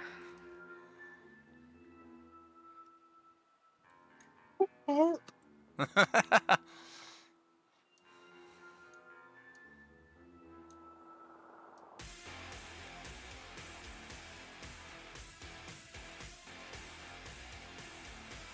Oh my god. Yeah, we're not surviving that. And that's going to release another one of those petrifying gas clouds against Celeste, Zara, and this Draconian right here. They are not immune to the effects of this. Oh man, I was gonna move. Well, if you get petrified, Okay, you're not going so I have anywhere. to do a con save? Yeah, as soon as this thing dies, it just...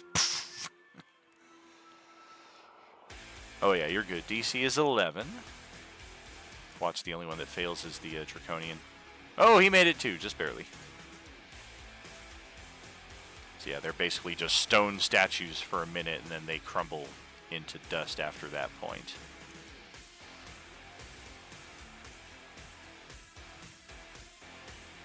And she's, I need to put her little fly thing, because she's like, maybe 20 feet in the air.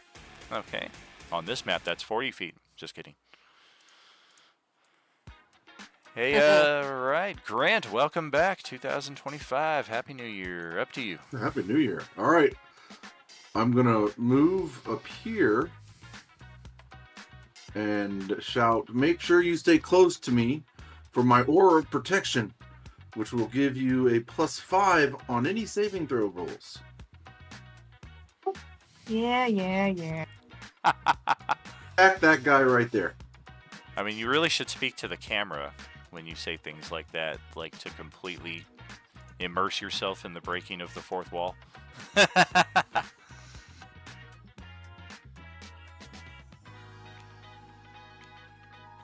Ouch! Sword of the Plains for 17 miscellaneous damage. What kind of damage is that? I don't know. It's the Is it like just the type of the sword, or is it like force damage? Let's see, I'm gonna look it up. Yep, +3 weapon, legendary item. Yep, you can use your action to slice open a rift in a plane of existence. That's gonna be fun if we ever do that on a whim. Be like that one session when the group tore their way out of the dungeon and went all the way through the positive energy plane to get back to the base, to go back to the entrance of the dungeon and spend the next 2 sessions getting back to where they started. It's a good way to get a quick long rest. That could happen. Well, it looks like it's just the same slashing damage of the weapon, so I'll just change that. We got 17. We'll take that. We're still alive. You got a second attack?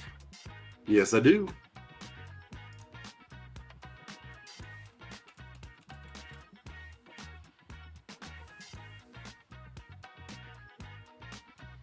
That will also hit, and we will not survive that, so we got another puff of gas here, and another bunch of saving throws now. Constitution saves, DC 11.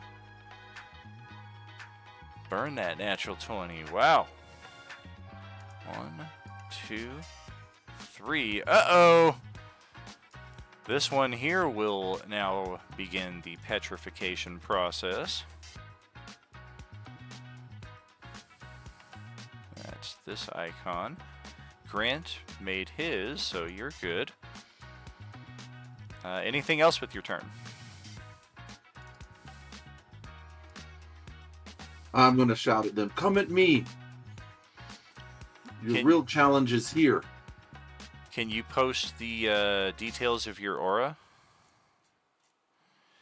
Please and thank you.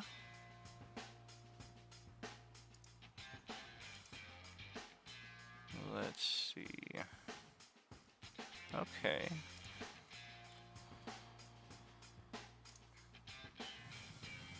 And my modifier for charisma is +5. There we go. 10-foot aura right there should help everybody see that a little easier on your character. Although if I didn't make it, yep. Now they can see the aura. Alright, so Galric is up next. I kind of get like wide-eyed, like, oh shit, there's a lot of them. As they start pouring out of different buildings and shit, I'm like, oh no. I'll call out Celeste as she just gets mobbed. And I'm going to move forward and blast that one that's closest to me that's on Celeste. Okay.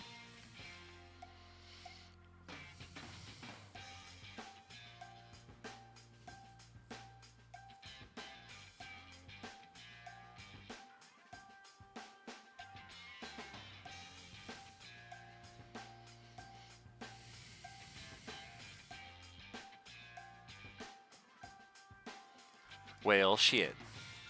Yeah, these things are like Class D oranges, 14 armor class.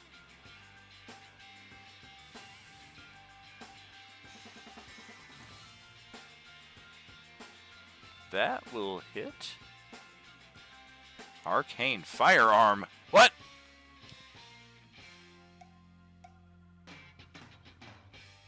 Ow, he shot me in the back of the neck. Why?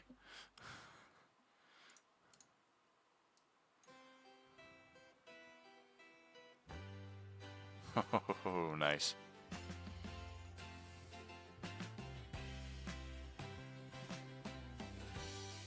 Arcane firearm is pretty cool. Yeah, that's my turn. Alright, Kurt will step up. As you are, as you were, as I want you to be. As a friend. As a trend. Okay. I think we can go 30 feet here total.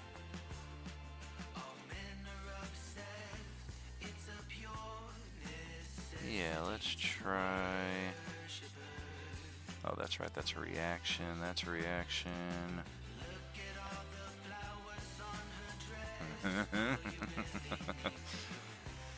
Yeah, Kurt I created before I removed all of the Kobold press material, so his spells are very much chosen from those books before they were removed, but going forward, of course, he'll have to choose from our allowed material. We're going to go for a Hemon's Low Blow, however. Summon a magical boot that kicks this creature within range. If it hits, 2d6 force damage and knocked prone. The creature damaged by this spell has disadvantage on next attack they make before the end of its next turn. I may have... I do. Boom. Oh, I missed. Fire damage. Force damage is what it should be. Just one more reason why some of these Cobalt Press spells were kind of weird. Like, even at the most basic level, you're like, what is that? But yeah, that's going to miss, unfortunately. And we will pass it to the Kapak Draconian, who is the one that was challenging your group to this combat. Now that he's missing almost half of his hit points. Perhaps rethinking this, or based on the cackles of glee in that direction, it sounds like he's actually enjoying this.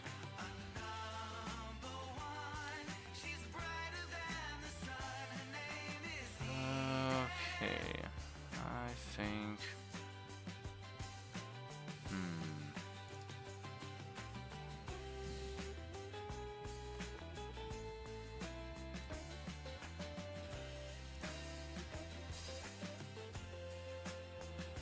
That's gonna be tricky. Huh. Sure, why not? We're gonna step on up here, we're gonna climb onto the top of this truck, and then we're just gonna open up our wings and glide right over to Silkus over here. And at the end of that, we will take a pair of melee attacks. Both with dagger. Both of them would miss. Yeah. Yes, indeed. Just comes in close, almost gets you with one of them. And all the way at the lowly bottom of the initiative, the final Draconians to take their turns.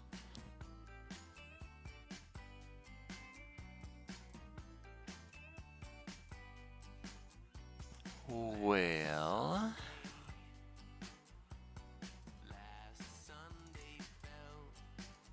yeah, let's come on outside. We gotta open the door first, though.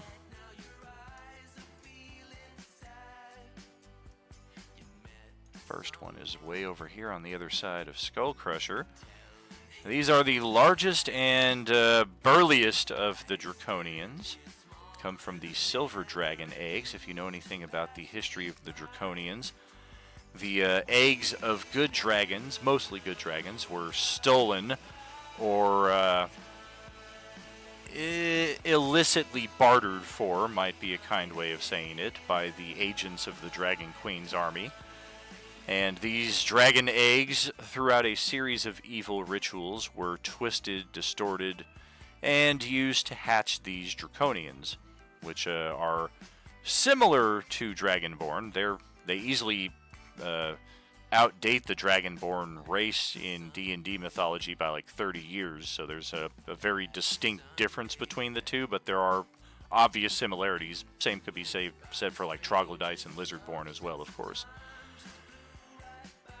The Sivak, however, is unique among the 4 Draconian types we see here as the only one with a flight speed. Where's Zara? Okay. He left. Well, we're not getting involved with Skull Crusher. And yeah, we will draw a serrated sword. These must be the ones that you saw from a distance with the serrated swords. We got a 60-foot flight speed, so let's just ascend 20 feet and fly 30 feet in the process. Got another 30 feet of movement here. Silkus looks positively unscathed over there. Celeste, if I jump on the other side of her, will leave her not much room. Could jump out and attack Kurt. I don't have enough movement to get to Zara, unless I end here. Definitely don't have enough to get to Galric.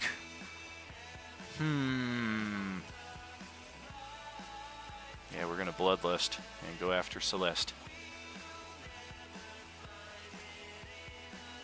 2 serrated sword attacks and a tail attack with advantage. Looks like the 18 for 7, the second attack, will miss. Max damage on that one too. And then a tail swipe. Oh, 25, 5 bludgeoning, and a strength saving throw or be knocked prone. And she makes it.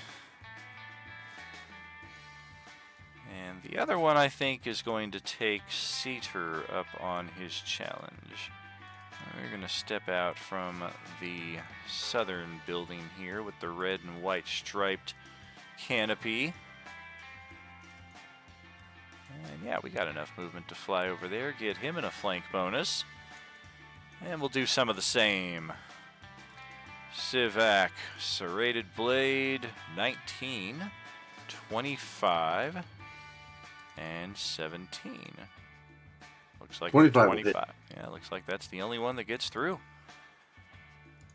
And that will wrap up our first round of initiative here in the field, just a skosh over our halfway point as well. So we will catch up with you in about 5-10 minutes here, friends. Thank you so much for joining us tonight. Amazing viewer count. Much love to you all. We'll see you shortly. Are you with us?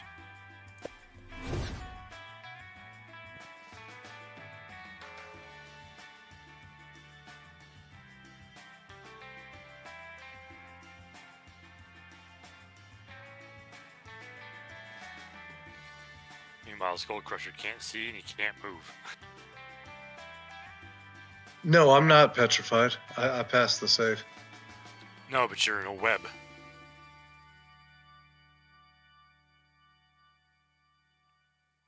Well, there is that. Aren't webs just difficult What to is the Eat my way purple out. again? Oh no, there's saves and checks you gotta make to get out of that web. The purplish blue is Cedar's aura. Good think. Pretty sure he's not gonna be nauseated by the stinking cloud because it's his con save, but it still can't see.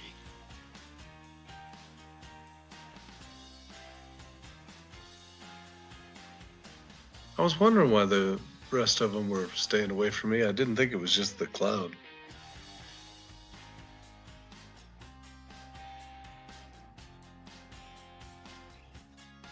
I mean, it's partly the cloud because nobody can see in that unless you got like true sight or blind sight at this point.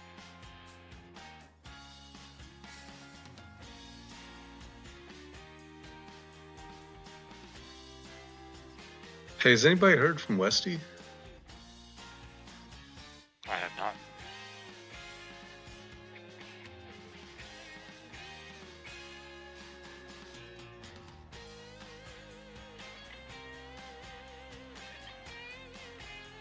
Okay, just thought I'd ask. If I remember correctly, it may have been he was on Twitch on one of the streams. May have been last Monday. I think Daniel said Sunday night. That might have been it.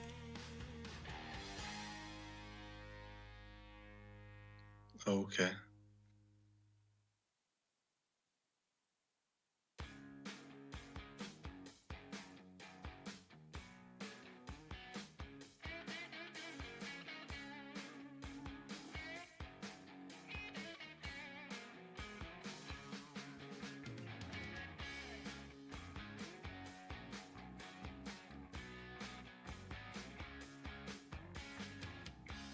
I just thought it's kind of weird. It's like we talk all the time on here, but we don't really like, have the texting each other kind of thing other than like Discord.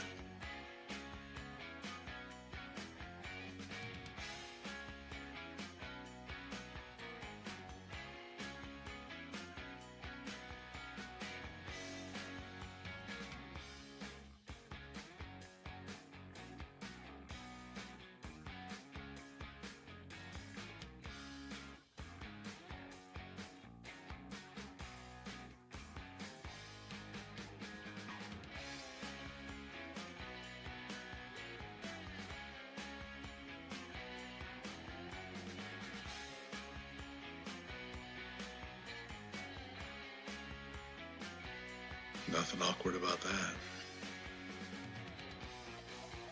that. I'm just tired. My energy levels are like, ooh. I can feel it. I've been sick for about a week, so. I'm so sorry. I've been sick since like right after Christmas, like day after Yeah, Christmas. that's fair. I It also feel like doesn't everybody help has that- the same thing right now. It also doesn't help that I work in retail, so. Oh yeah, you're around all the people. I work in a medical clinic. I get Yeah, to see that's it. not much better. No. No. Well, at least I don't have to smile at everyone if I don't want to.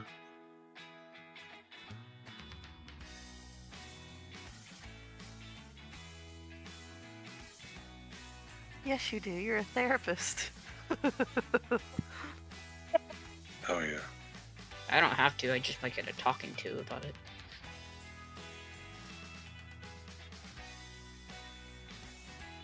So do you have a name plaque that says Brad the Rapist?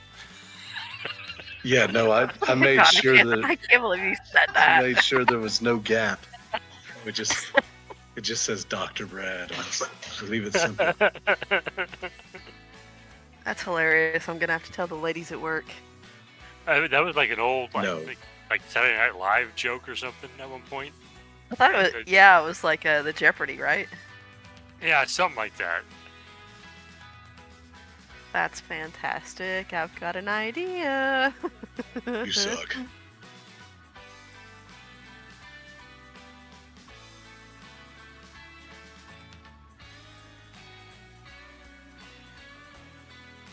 Like that like that Stan Lee scene in the vendor was like, Tony Stank, he was like, this is the package for Brad the Rapist.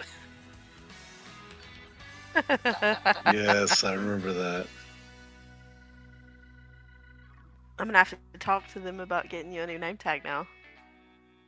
Hey, they already misspell it enough as it is.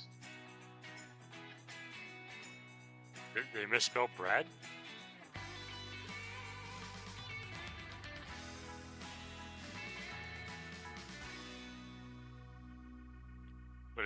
How did they misspell it? Did they call you Bread? They instead of mental health counselor, I became a mental heath therapist. Breed. Bread. The mental health counselor.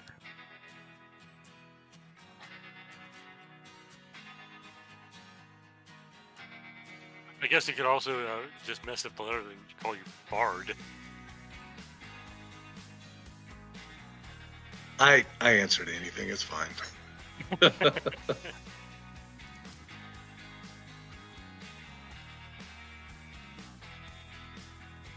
I mean, with my name being Justin, it's just too easy for people. Yeah, I can see a lot of entry jokes with that. Well, yeah, but the proper one is credible.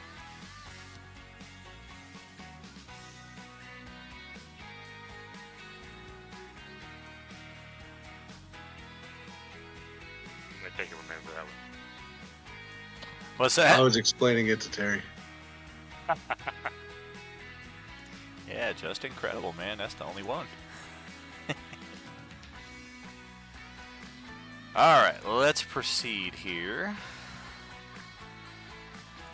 Back into the live scene. Back in college. I'm Bard. What is he talking about? I have no idea.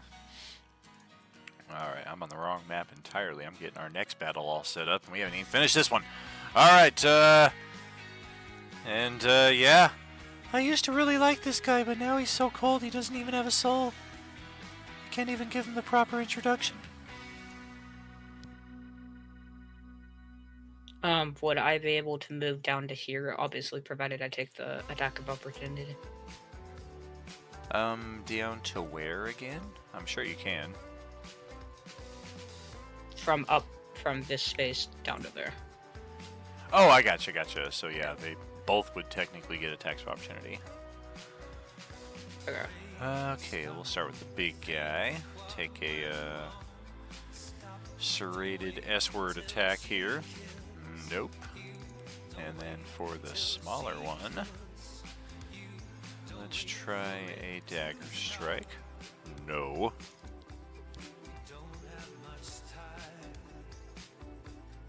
Alright, and then I'm going to go ahead and hold on, where's it? Do a bolt to attack both of these guys, or all those guys, and do phase bolt. I don't even know what that is. Why don't you post it up? There it is. There's that thing. Yikes. I need Is Bleedle joining us from a, He's the narrator. Every so often you see him behind the fourth wall like the Watcher. It's fantastic. And as the heroes made their way through the next adventure. I love that. So it's a DC 18 Dexterity saving throw for all four of them. Bolt passes through the first inanimate object. Creatures on the other side of it receive no benefit from cover. Sure, it stops or strikes a second object. I don't think there is any. Ooh. I mean, object is an object, so like, I'm gonna roll. It does say inanimate object though. Correct. Well, what if it's not being animated of its own will? Like, if I'm gonna give it like a 99% chance that another piece of newspaper floats between and like stops the you see where I'm going with this? Shut up and roll your fucking saves. All right, let's start with the guy in the back. Did you roll the damage? Cast the Not spell yet. here. No, I was waiting for the saves. Yeah, this guy can't even unless you roll all ones. There's no way this guy is making his save. So let's just count him out. The Civac, the dexterity save. No, that ain't happening. The Capac. Yeah, we did that. And then the Baz in front of you. Dex. Close, but not quite. Okay, so we'll take 18. So, yeah, the one with 21 saves. Take 9, which is, man, defensively the Capac has shown up to play, but offensively he hasn't got anything going. And then the Civac will take all 18. He's a beefy guy, so he's still standing pretty strong after that. Figured as much. That will be the end of my turn. Okay. And that will pass it over to Kimberly's turn. Okay. Guess I will just start swinging. Whoops, I forgot to have you, Cedar, and this guy roll your con saves when this guy just got blasted out of oblivion. Let's knock that out real quick. Because this guy just failed his save. You made yours. How about Cedar?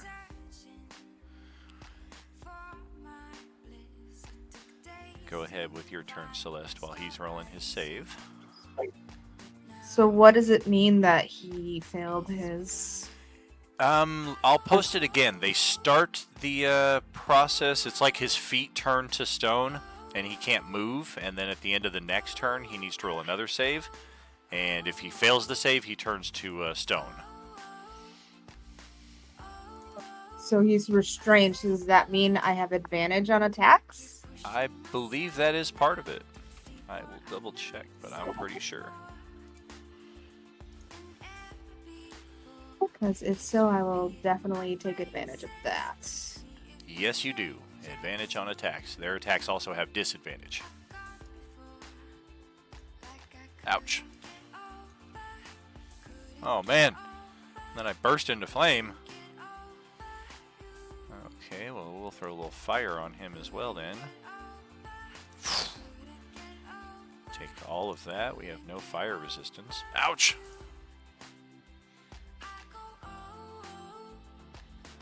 Ouch! Another 14 damage. He kind of points at this guy across the way. Hey, he's petrified too! Attack him! Yeah, I wanted to get the big guy while I could. No! And then I'll do a second wind as my bonus. All right. He only catches on fire on a crit. Oh, that is correct. Yes, good catch. So I do technically get a little HP back there and lose the Enfuego.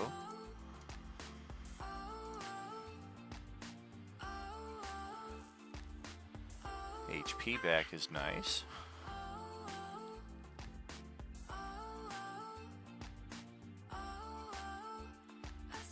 And that's my turn.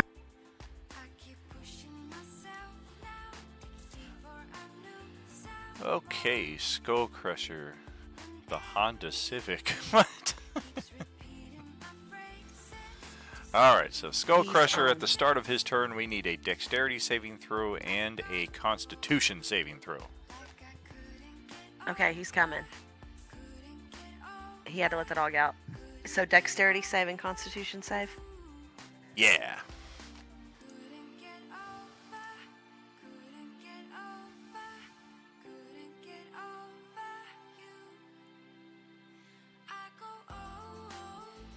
Oh, damn. Are those your final answers? How much do I need for a deck save?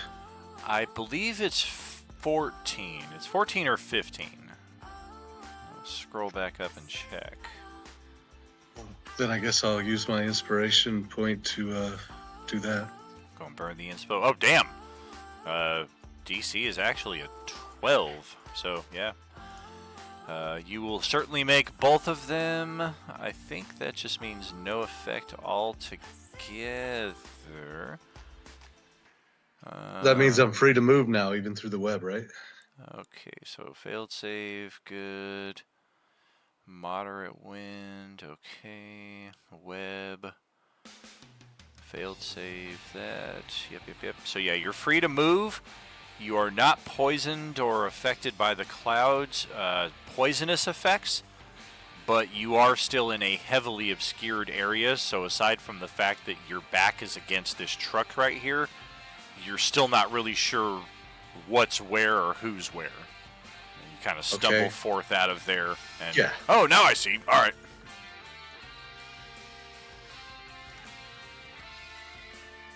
Does that give me flank on Big Dude? It certainly would.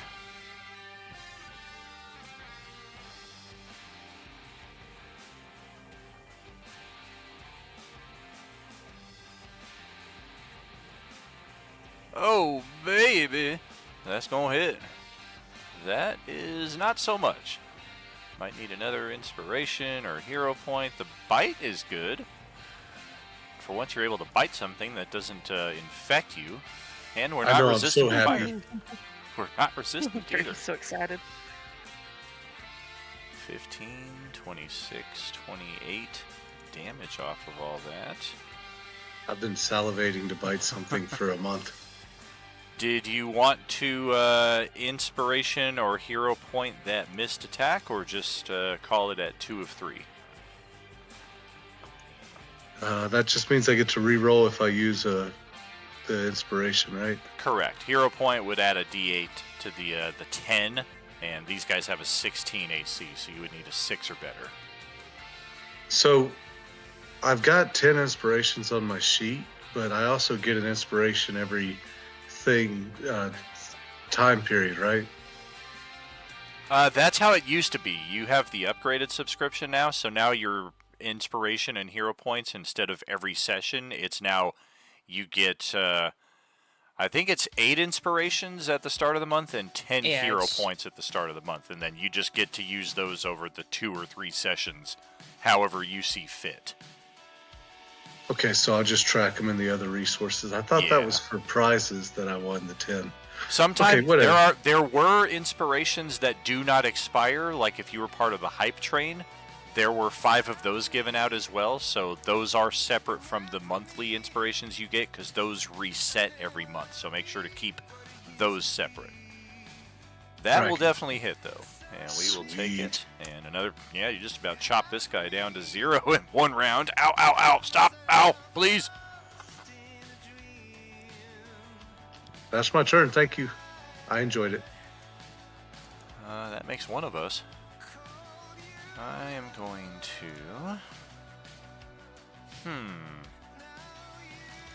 Yeah, this thing can't help but turn around from its attack on Cedar after you come up and waylay it out of the stinking cloud there. It half smells the aroma still lingering on your clothes, and definitely feels the 40-some points of damage you did.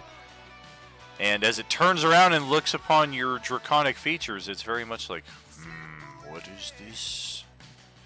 Definitely seems to have some kind of reaction, but its most obvious reaction would be anger, because you are an Aasimar as your race. Your barbarian path is dragon, so there are more like draconic highlights to your feature, more so than you are a dragon. But there's a curiosity more so overshadowed by anger that you almost just fucking killed it. Okay. I tried to offer pizza first off. Y'all are the ones that wanted to fight. Yeah, and then you insulted their pizza. Okay, 15 feet. The Bozaks are now way out of position here. Well, that didn't do anything. That didn't help. 60 feet range. Sure. Alright, 15. 10. 15. We're going to hop up on top of this smoldering vehicle right here. Get into line of sight. Skullcrusher we can see just barely around the stinking cloud. We can see Cedar. We can see Celeste. Silkus we can kind of see over there. We got a little cover between there.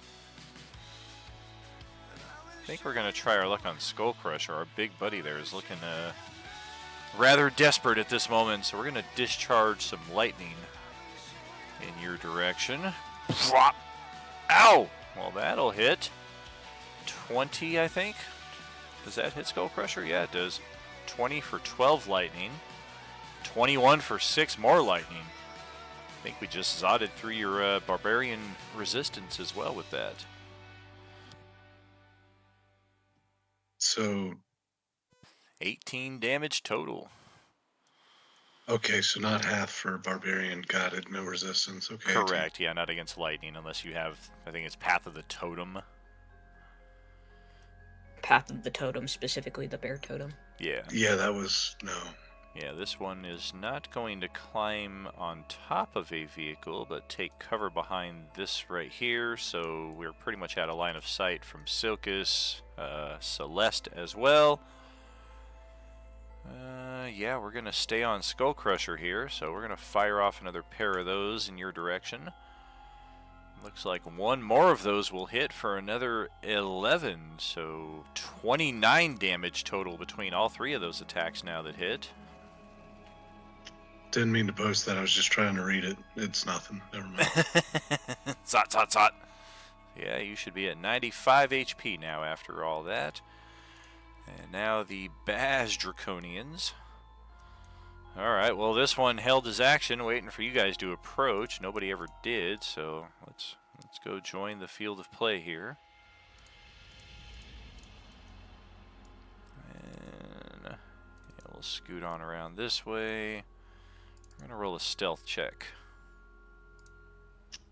107, because I was going to burn the 7 temporary hit points. Decent. Oh, you got temp? Yeah, I don't see that, so that's entirely on your side. Very cool. Yeah, we're going to stealth right over here as we are just rocking a single hit point after the initial barrage. The other lowest totem Draconians, we got to start with this one here.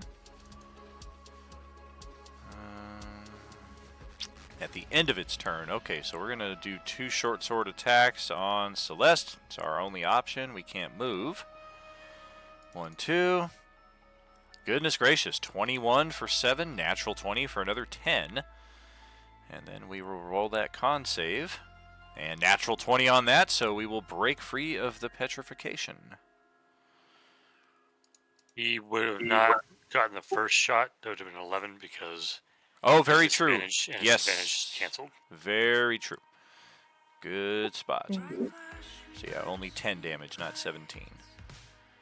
And this one is going to refocus our efforts on Cedar, who is now proving to be a bit of a pain. Short sword, short sword. I don't think either of those hit. Nope. Should have tried to move into a flank. I guess we will do that now. Oh, hang on, for the one that attacked me, the other one is also not a crit, right? Because it was disadvantage as well.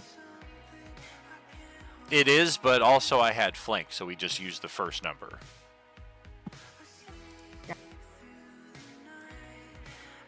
And then this final Baz will focus on Silkus here. We'll see if we can get one hit on this guy before we die. Well, we come close, but not quite. Zara, your turn. Alright, she's going to move over to this big guy.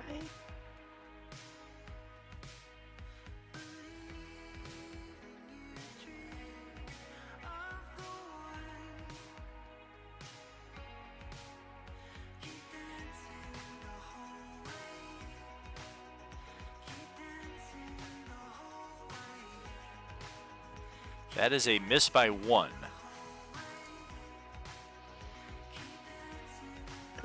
Would a hero point allow for 1d8? Oh yeah, you need to roll a somehow. 1 or better. Okay. And Okay, that will turn cool. it into Then a I'll do hit. it. And I only have 20 hit points, so 21 will do it. Let's see. Death throes. When a Draconian is reduced to 0 hit points by a creature that is large or smaller, it crumbles into dust and then forms into a spectral shrieking image of the creature that killed it. It lasts for 1 minute. Each creature hostile to the Draconian within 10 feet of the image must succeed on a DC 14 Wisdom save or be frightened of the spectral image for 1 minute. You do get more saving throws if you fail, but everybody within 10 feet here of this spot, that would be also Zara and Cedar, hostile to the Draconian. Oh, yep, also Silkus because of the expanded range here.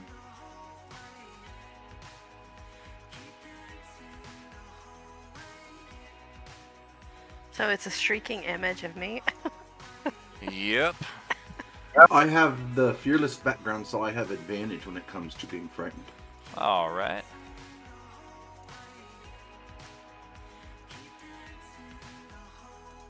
I'll inspo that. Good thing for the advantage, good thing for the inspiration. And we will just get rid of the health bar on that one. Kurt's within 10 feet too. Ooh. Wisdom save. I'm pretty good at wisdom. I need a better All right. description of what streaking image means. Streaking? No, shrieking. It's not running around in the buff. What the hell? Oh, my bad. And it's not like streaking Windex running down the freaking class.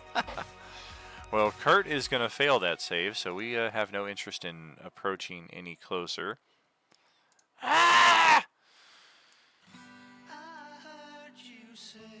And that will serve as our reminder of the image. Oh, no, you get right there. Also not floating 20 feet above the ground. Anything else for Zara? Yes, I'm moving back, and then I'm done. All right, that's over to Cedar's turn then.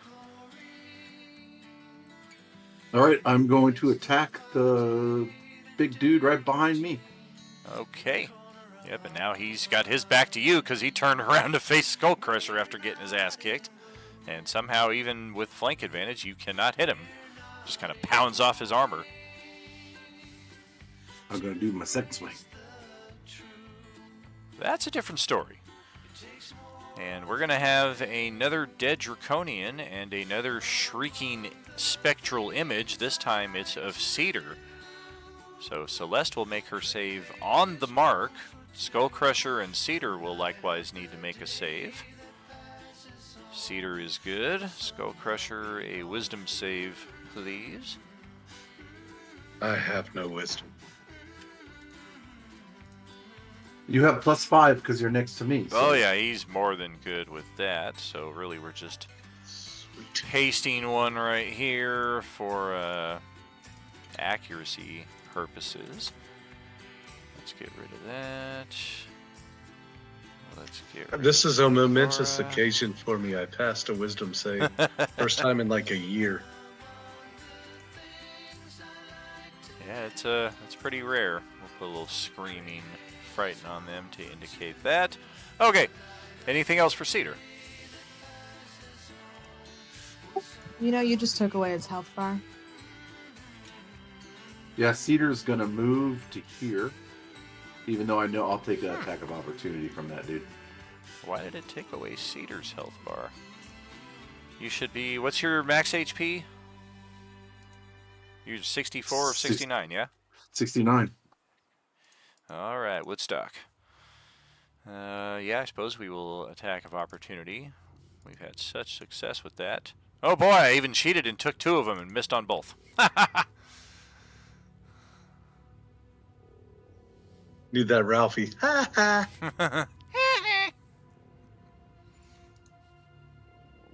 And that's all Cedar's got. All right, over to the spiciest character at this table, Garlic. That's Galric. Thank you very much. Let's see. I think I'm going to shoot this Kapak guy over here. All right, defense. Defense. He's had no offense so far, and he's the one that started all this. Couldn't even nip Silkus for 1 point of damage. Uh-oh. That hits and is 1 more hit point than we have. So what happens with these guys when they die? It dissolves into acid and splashes on those around it. Everyone within 5 feet. Looks like that would be Silkus and Celeste. Dexterity saving throws are be covered in acid for a minute. Celeste is good. Silkus will need aid or take some damage.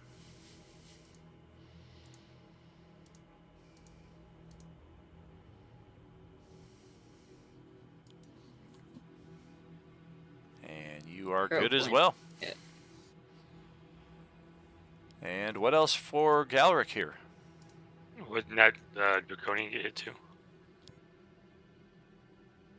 I was hoping you wouldn't see him. That's probably going to be it for me. I might move forward, but I might have to roll the fear save if I do that right. I believe so, yes. Hooray, I'm useful!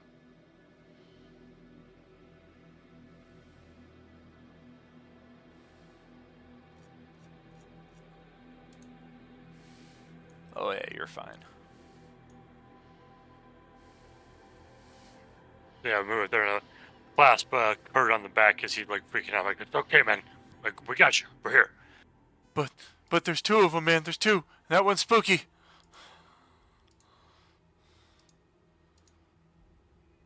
And that's it. Okay.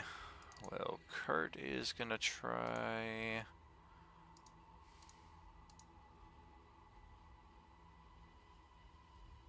Hmm. 10-foot cube. No, that's not gonna help.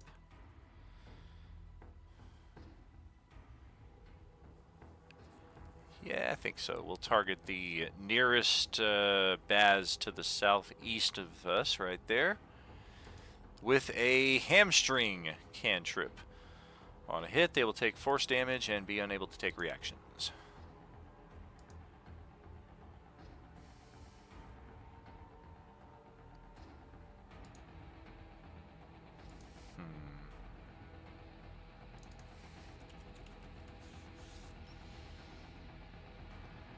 I don't know why, but it is not working. Let's try this. I know why. Why is that? because it's Kobold Press. Oh, well, yeah, that's a given. I'm just not seeing anything in the setup that is causing an issue. So, yeah, I guess I just gotta craft a separate one entirely with the same mechanics and hope that it works.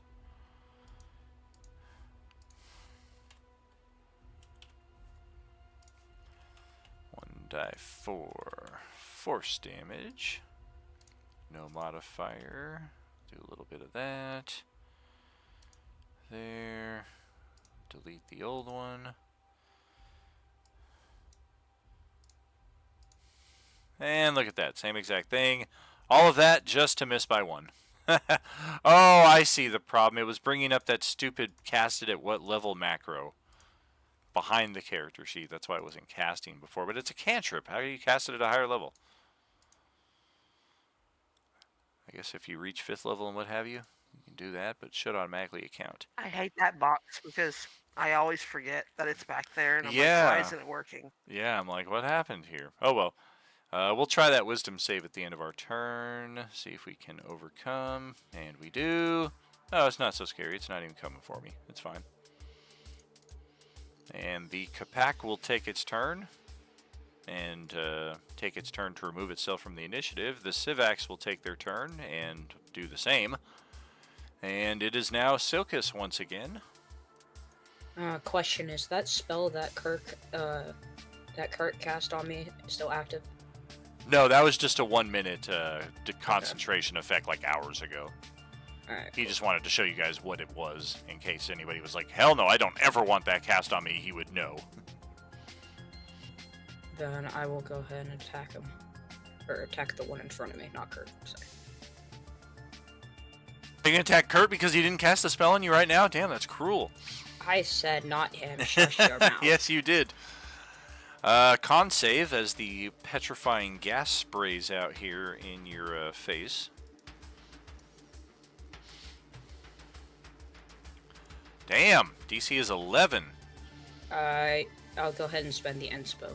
Alright. Going through those quick. That's what I'm talking about. It's fine. I still have 5 non-experience saved up, so. Oh, yeah. Yeah, there were a lot from those hype trains because we had 2 separate big hype trains if you were part of both of them. Yeah, I believe Ballard has 10. So. Nice. Anything else with your turn? Let's see here. I'll go ahead and move up to right here. And that will be my turn. Okay, Celeste, over to you. Alright, I'm going after the one between me and Cedar.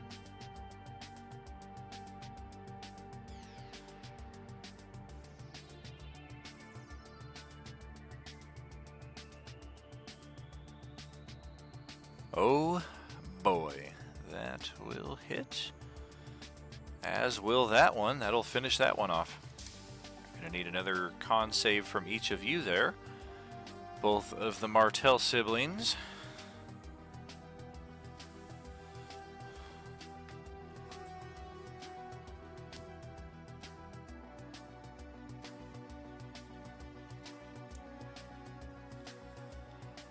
Grant's about to get waked up.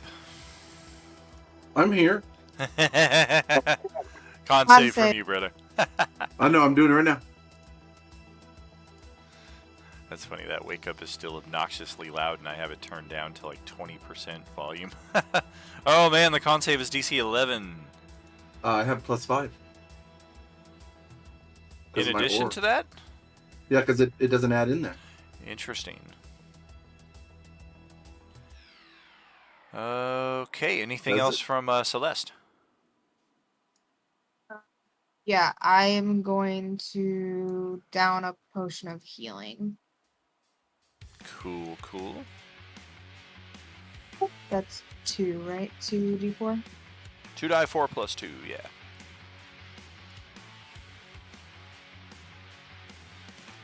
Well, remember, if you use an action, you don't have to roll. It's only if you're using. Yeah, but that was my bonus. Yeah. Oh, okay, okay.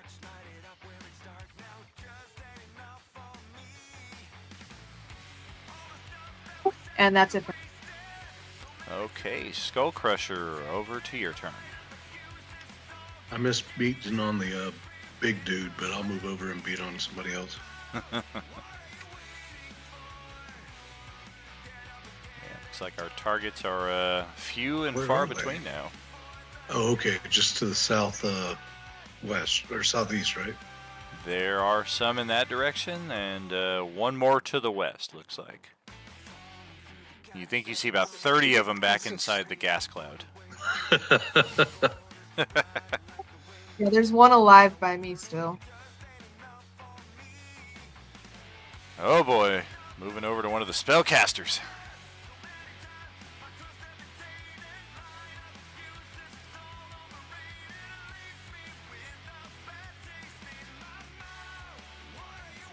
Oh gosh. Oh boy. Oh, I got nothing against that. Excellent. 23. Yeah, we're not surviving that. You're gonna bite us, and that will be the killing blow. Delicious. It's like mini Cheerios. As soon as you finish gnawing on it, its scales and flesh immediately shrivel away, and its bones explode. You must roll a dex save or take force damage. These creatures are not nice when they Yeah. die. Yeah, these were my favorite monsters back in old school D&D. I was like, wow, that's so fascinating. Like the conversion from good dragon egg to evil dragon creatures, and the whole plot of Dragonlance behind it, and then the fact that, like, the very first battle that the heroes have with them, the knight character gets the killing blow, and then he starts turning to stone. I was like, whoa, this is too cool. Any modification to that roll, or are you going to keep it? I'm just hoping I hit the wrong thing and you actually meant strength save. Nope, dexterity Constitution. save. Yeah, I'll take the force damage. Alright, so it is 9 damage, just as it shows in the attack block there. Would that be 5 or 4? You do not resist force damage either. Yeah, Sturm. Worth a shot. Okay. Yeah, it's not visible up here in my stream, but just off here, if you're looking at me on the camera here on the stream, just up this wall right here is the Larry Elmore painting of Lorana standing over Sturm Brightblade after the Kitiara incident. Don't want to spoil the whole story right there for anybody who might want to read the book someday, but Larry Elmore is definitely one of the premier D&D artists of all time. And I follow him on Facebook, and he's pretty responsive as well, so if you ever hit him up or something, he might hit you back. Anything else for Skullcrusher? No, that's it for my turn, but I did want to point out, I did one time reach out to an artist that I liked who wrote a book, and they wrote me into their next book, so it's always worth a shot. Super cool. Yeah, I've had pleasant experiences with artists in that respect as well. Like, I think Troy Luceno, who wrote some of the old school Star Wars legends, he had, or may still have, but I followed him on Facebook for a while back when I was private profile, and reached out to him just to tell him that I was a big fan of his work, and he also responded with some kind words. Alright, the Bozak Draconians, or there's only one of them left now. Well, we're going to try to lightning blast Skullcrusher again now, since you've just killed my brother.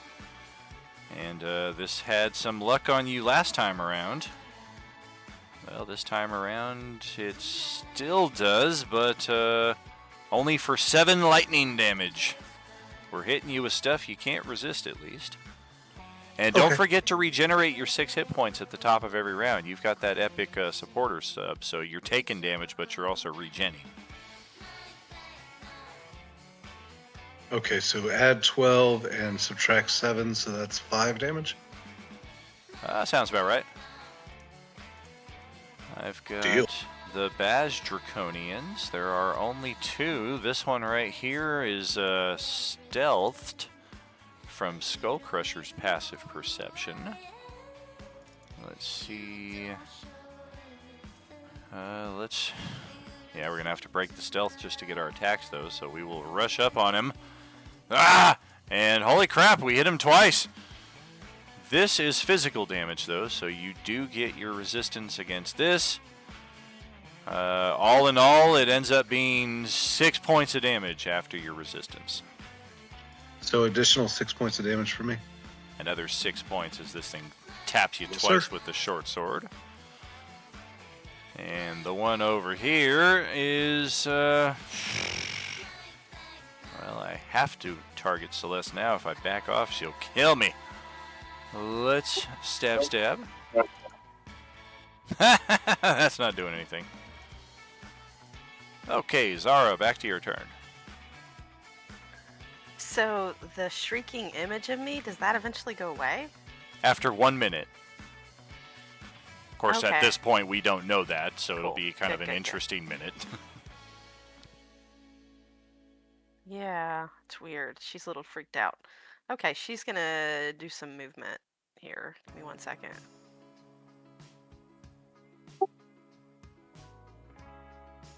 I mean, it's all freaky. There's the shrieking images. There's a bunch of stone statues. The dude melted into acid. I know the guy just exploded. I mean, does it just shriek straight for the whole minute?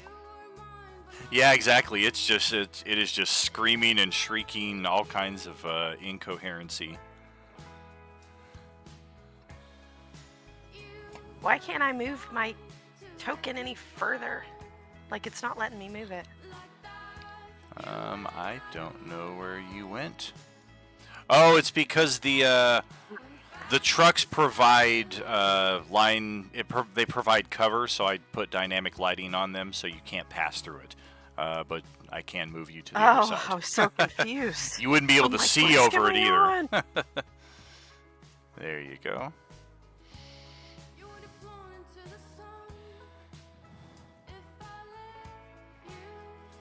Not the best shot here, Grant, but this is the picture hanging on my wall that I'm sending you.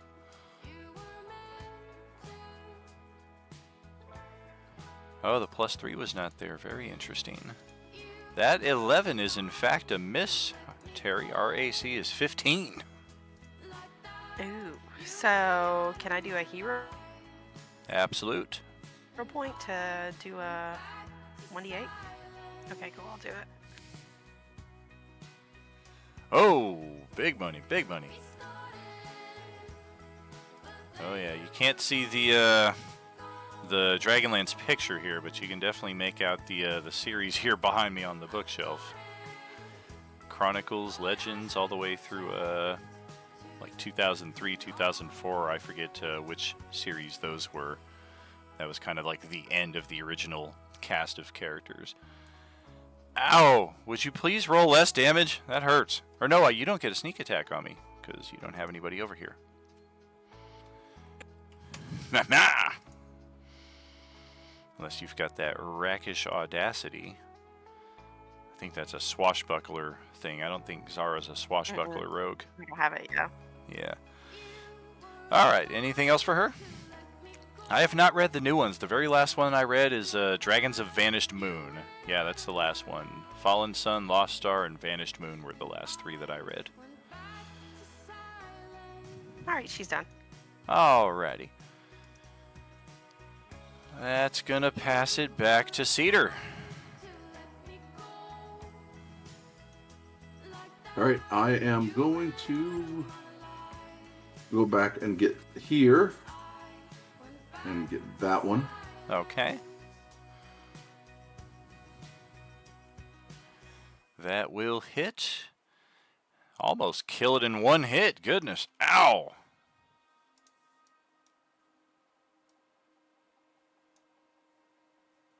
And then I will do it with my second hit. That will finish it off. Another con save from the both of you there.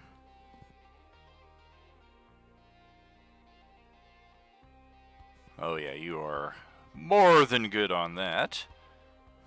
I'm wondering what that extra +3 to damage is. It's a +3 weapon. That's already in there. It's a +3 mod. Oh, there it is. It's listed under the magic bonus. So yeah, you don't have to list that separately. Yeah, I kind of found it weird that he said it wasn't in there, but Sometimes weird things happen. It's not in there. I had to put it in there just now. It is in there. It's in there twice now, it looks like. Let me double check.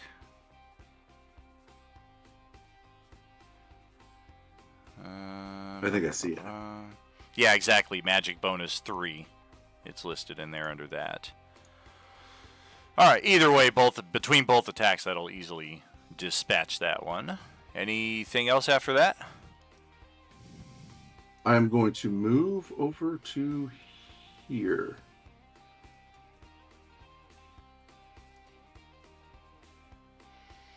All right.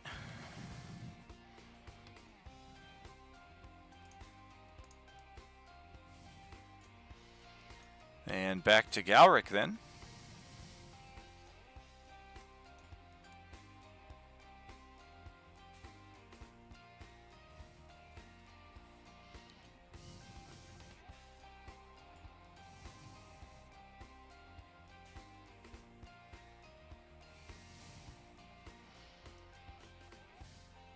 Now you got the screaming cedar that might scare you.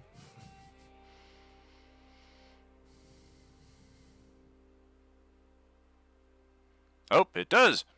Ah!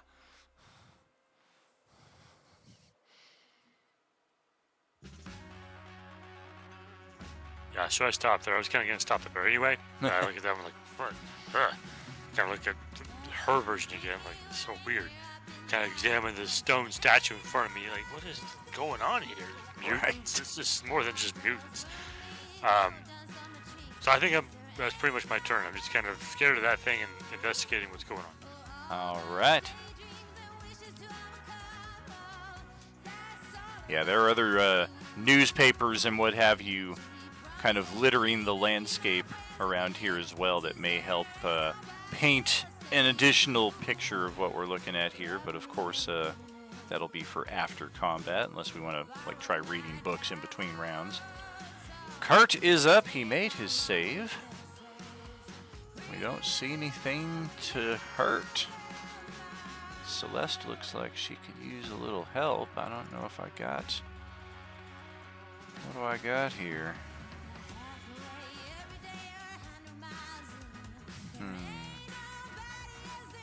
That doesn't help.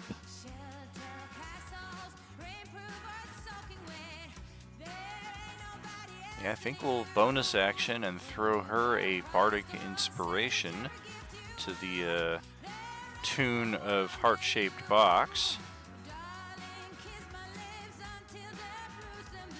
And we will 15 around this way. Oh god, why is there another one? Hopefully make our save. We do. Go another 10 feet right here. It's been about 4 rounds now.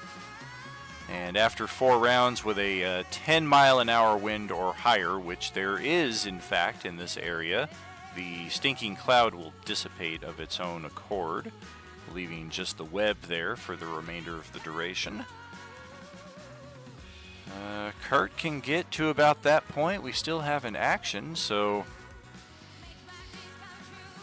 why not? We will draw that pistol, thread the needle, and try and take out that Draconian with a single hit point. Oh god, we should have shot the other one. That will certainly connect, kill this one, and prompt a con save from Skullcrusher, Cedar, and Zara as it puffs into gas, and he kind of like clenches up. He's like, oh crap, I forgot about that. Subtract an ammunition round from him. He actually has 25 rounds. I don't know why it shows. I think 15 is the max in the if the gun is fully loaded. Good, good, good. It's just a stinky cloud of gas. Doesn't really affect you in any negative way. Over to Silkus. I don't know that he sees the last Draconian on the board, but there is one left. Probably sees it now. We'll go ahead and firebolt him. Okay. Ow! We'll take it. That will be my turn. Okay, Celeste.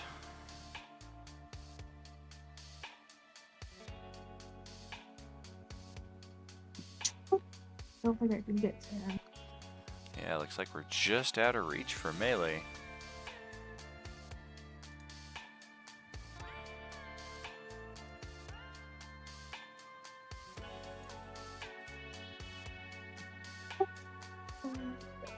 Options. Just trying to decide which one I want to use.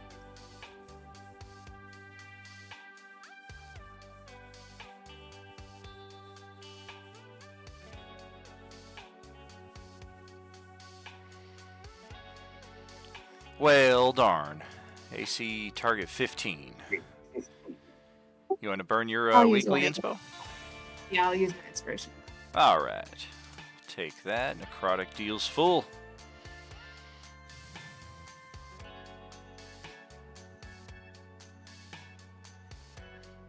And I forgot to do the bonus action I was going to do, and it doesn't matter. So I'll just end my turn. Okay. Brad, back to you. I don't see where the last bad guy is. Just to your east.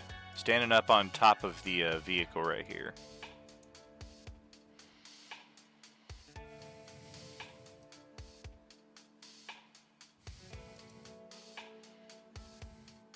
He kind of starts cursing at you in Draconian. You've killed all of us, my whole family. I will make you remember us till the day you die. I will leave a wound so grievous. And he's like in mid-conversation when you... Yep, that'll finish him off. And once again, his bones will explode.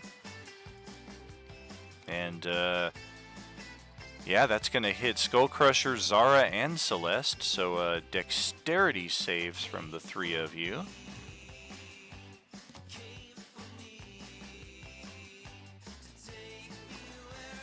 And all three of you will make the save, so the force damage is more just spraying bone shrapnel that might kind of leave a nick or a cut here and there, but no actual damage.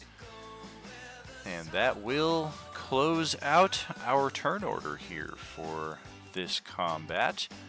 And the first passage through the ruined wastes here. Anything after combat that we want to tend to? I mean, are those images still left, or are they gone? They remain for another 30 seconds or so before they dissipate entirely. Okay, yeah, because Zara's like looking at it really nervously. What kind of loot do they have on them? They have nothing at all. The ones that turn to stone, their gear turns to stone and then turns to dust after the 1 minute. The ones that blow up, their gear explodes with them. The ones that vanish and turn into shrieking images, likewise.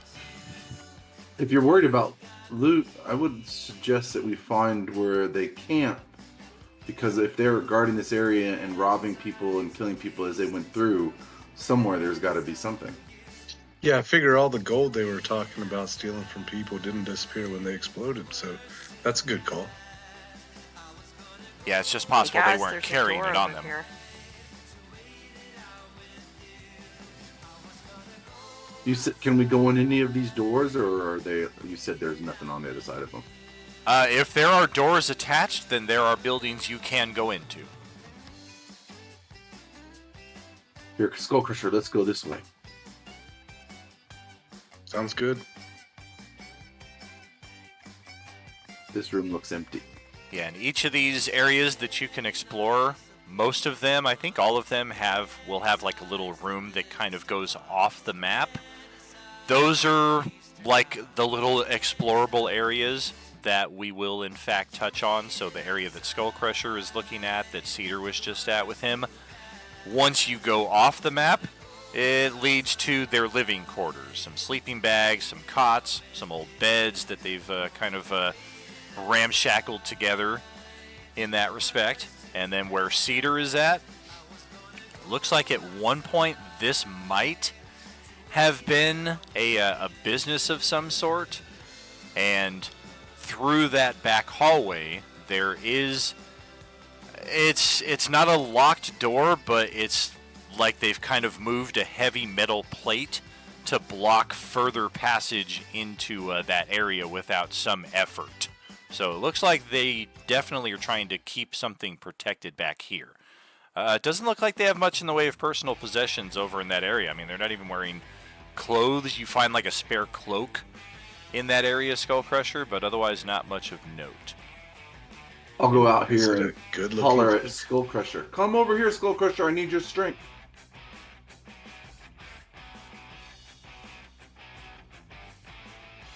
Yeah, it looks like See I if you built, can move this metal plate. looks like I built the backdrop a little bit too far here for the map on the east side, but there is another room worth exploring that Cedar and Zara were. Zara was just at it.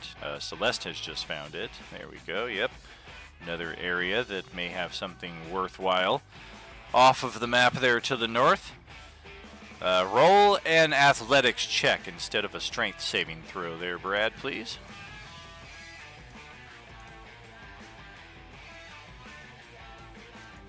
He gets +5 because of my ore. Does that count? On skill checks as well. It just said any. I mean, yeah, saving throw. Well, it's already a 21. So Right, I mean, exactly. Yeah, I mean, I was about to say in this case it's a moot point. A 21 is Oh, yeah. more than sufficient to easily move this aside. And there is another living quarter, but it appears that this was probably the Capac Draconian's living quarters. He has a nicer accommodation, and there is in fact a strong box that has a padlock hanging off the side of it. So it looks like there may be some possessions of use in there. Oh, we need to take this to. Who's the rogue? Who's the rogue? I just bit the lock in half, right? I mean, there's a big gouge of tooth marks in the lock. What do we You need? also kind of chipped a tooth on the metal lock there.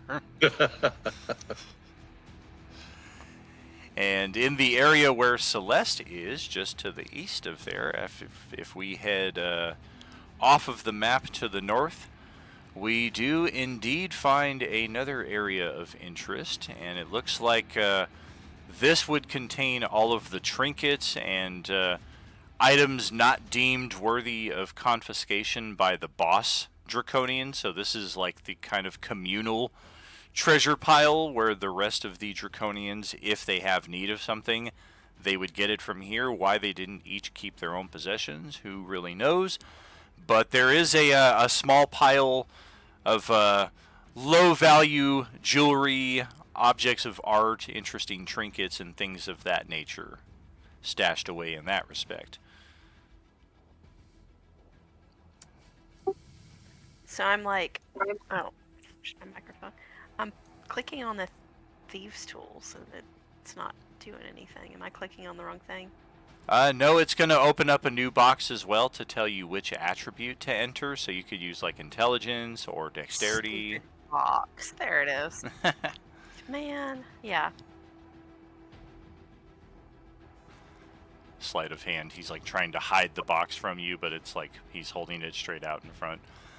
Oh, definitely. That will absolutely pop the lock on that, and there is a healthy stash of coins inside this strong box. A mix of coppers, silvers, golds, and even a few platinum coins in there, if your eyes do not deceive you.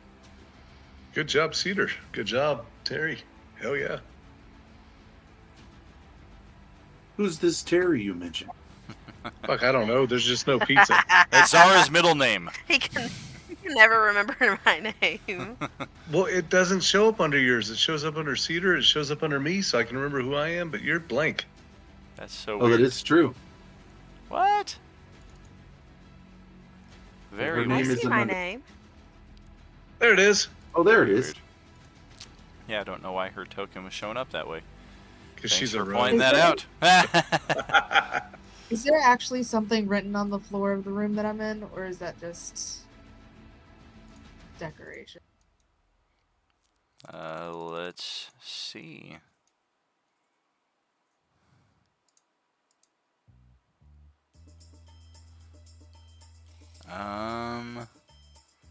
Where are you looking at? I'm not seeing it. In that top right room, all the way to the east, it looks like there's like a number written. Oh, the bloody, yeah, the bloody 70, the bloody 74. Yeah, I mean, that might mean something. Cool. It's the year.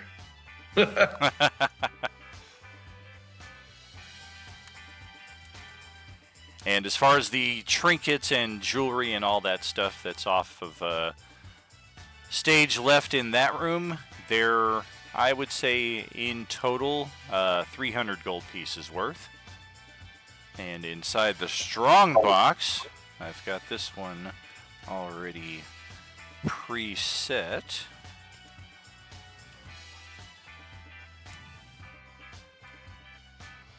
Nice and easy round numbers for you to remember there.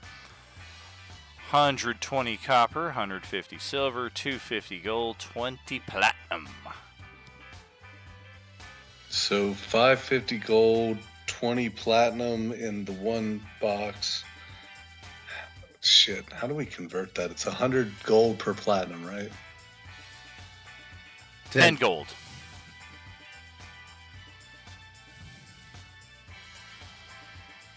So 200 more gold, that's 750 gold roughly to split amongst us.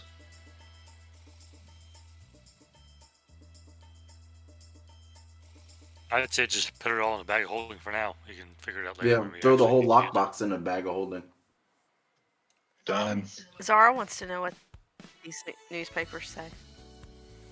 I was going to say Alright. also, Cubs win the World Series. when Galric gets a chance to see those coins, he'd be interested to know what the mintage is. Like, are there Enimir coins? They are American coins? right. They are Kryn coins, so they definitely have their own unique shape and face or etchings on them. Definitely recognize the material. Yes, this is silver. Yes, this is gold, what have you. But otherwise, it's like, Well, shouldn't it not be gold pieces then? Shouldn't it be steel pieces? Oh, very true. That's right. They work in steel, but for our conversion purposes, we'll do gold so we don't fuck ourselves over. We'll say that they're gold, but they have like a steel ring around the exterior. Down on that side, Brad, is just another set of living quarters. There were a lot of these Draconians. Looks like the two big guys called this area their home.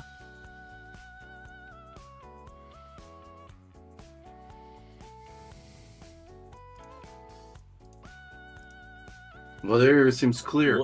Where do we do I want to go find in the big guy sleeping area?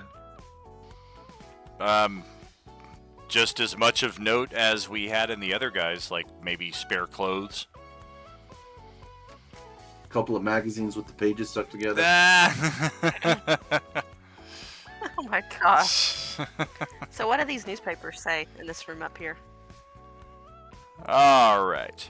So, assembling the story from these newspapers, which dates back to Christmas time of 72, it would appear that in response to a massive infection or plague that has broken out in the greater Chicagoland area, the federal government powers decided to quarantine the city by destroying a number of bridges that connected one side of rivers to the others.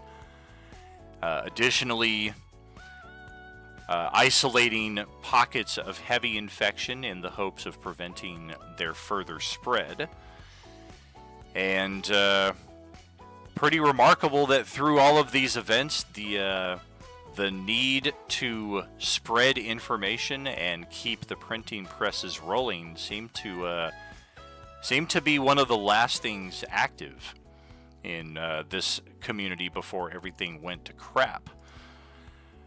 And it would seem that in response to those bombings, that is when the rise of the mutants from the sewers or the underground is the general suspicion of where they came from.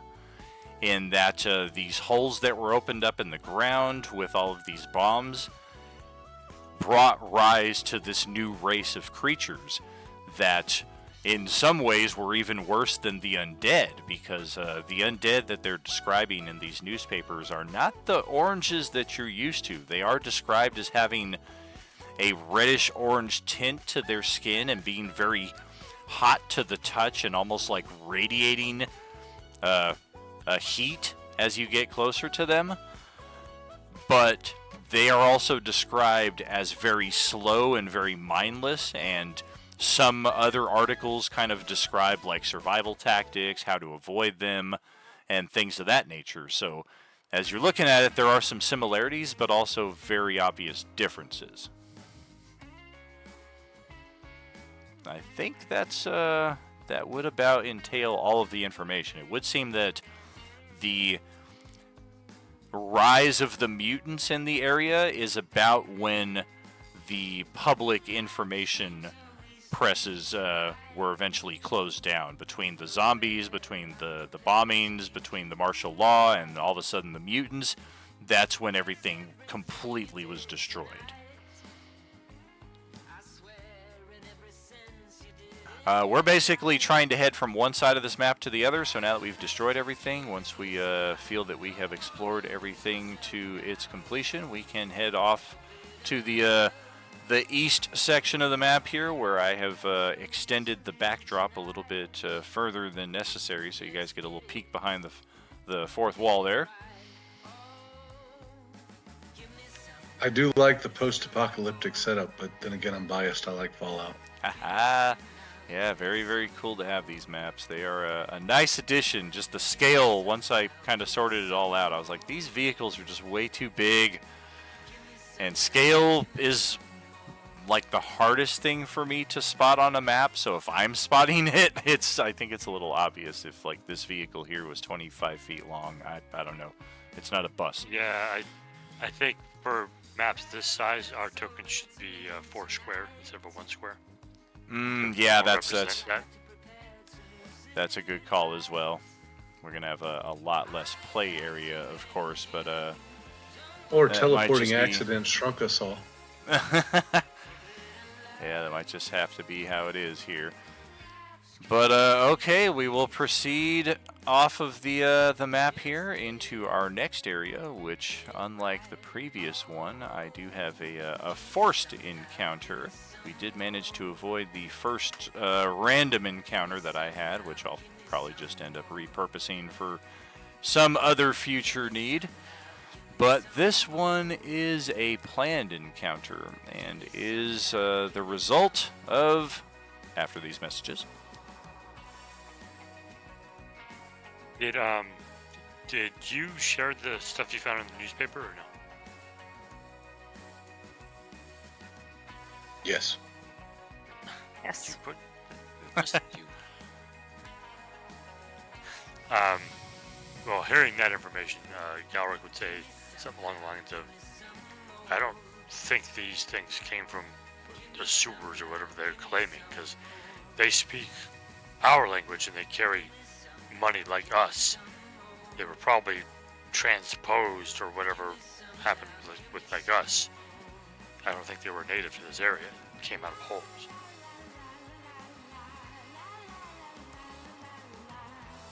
Okay. Zara agrees. Maybe they were just normal-sized lizards and we were shrunk down, which is why the vehicles were so big.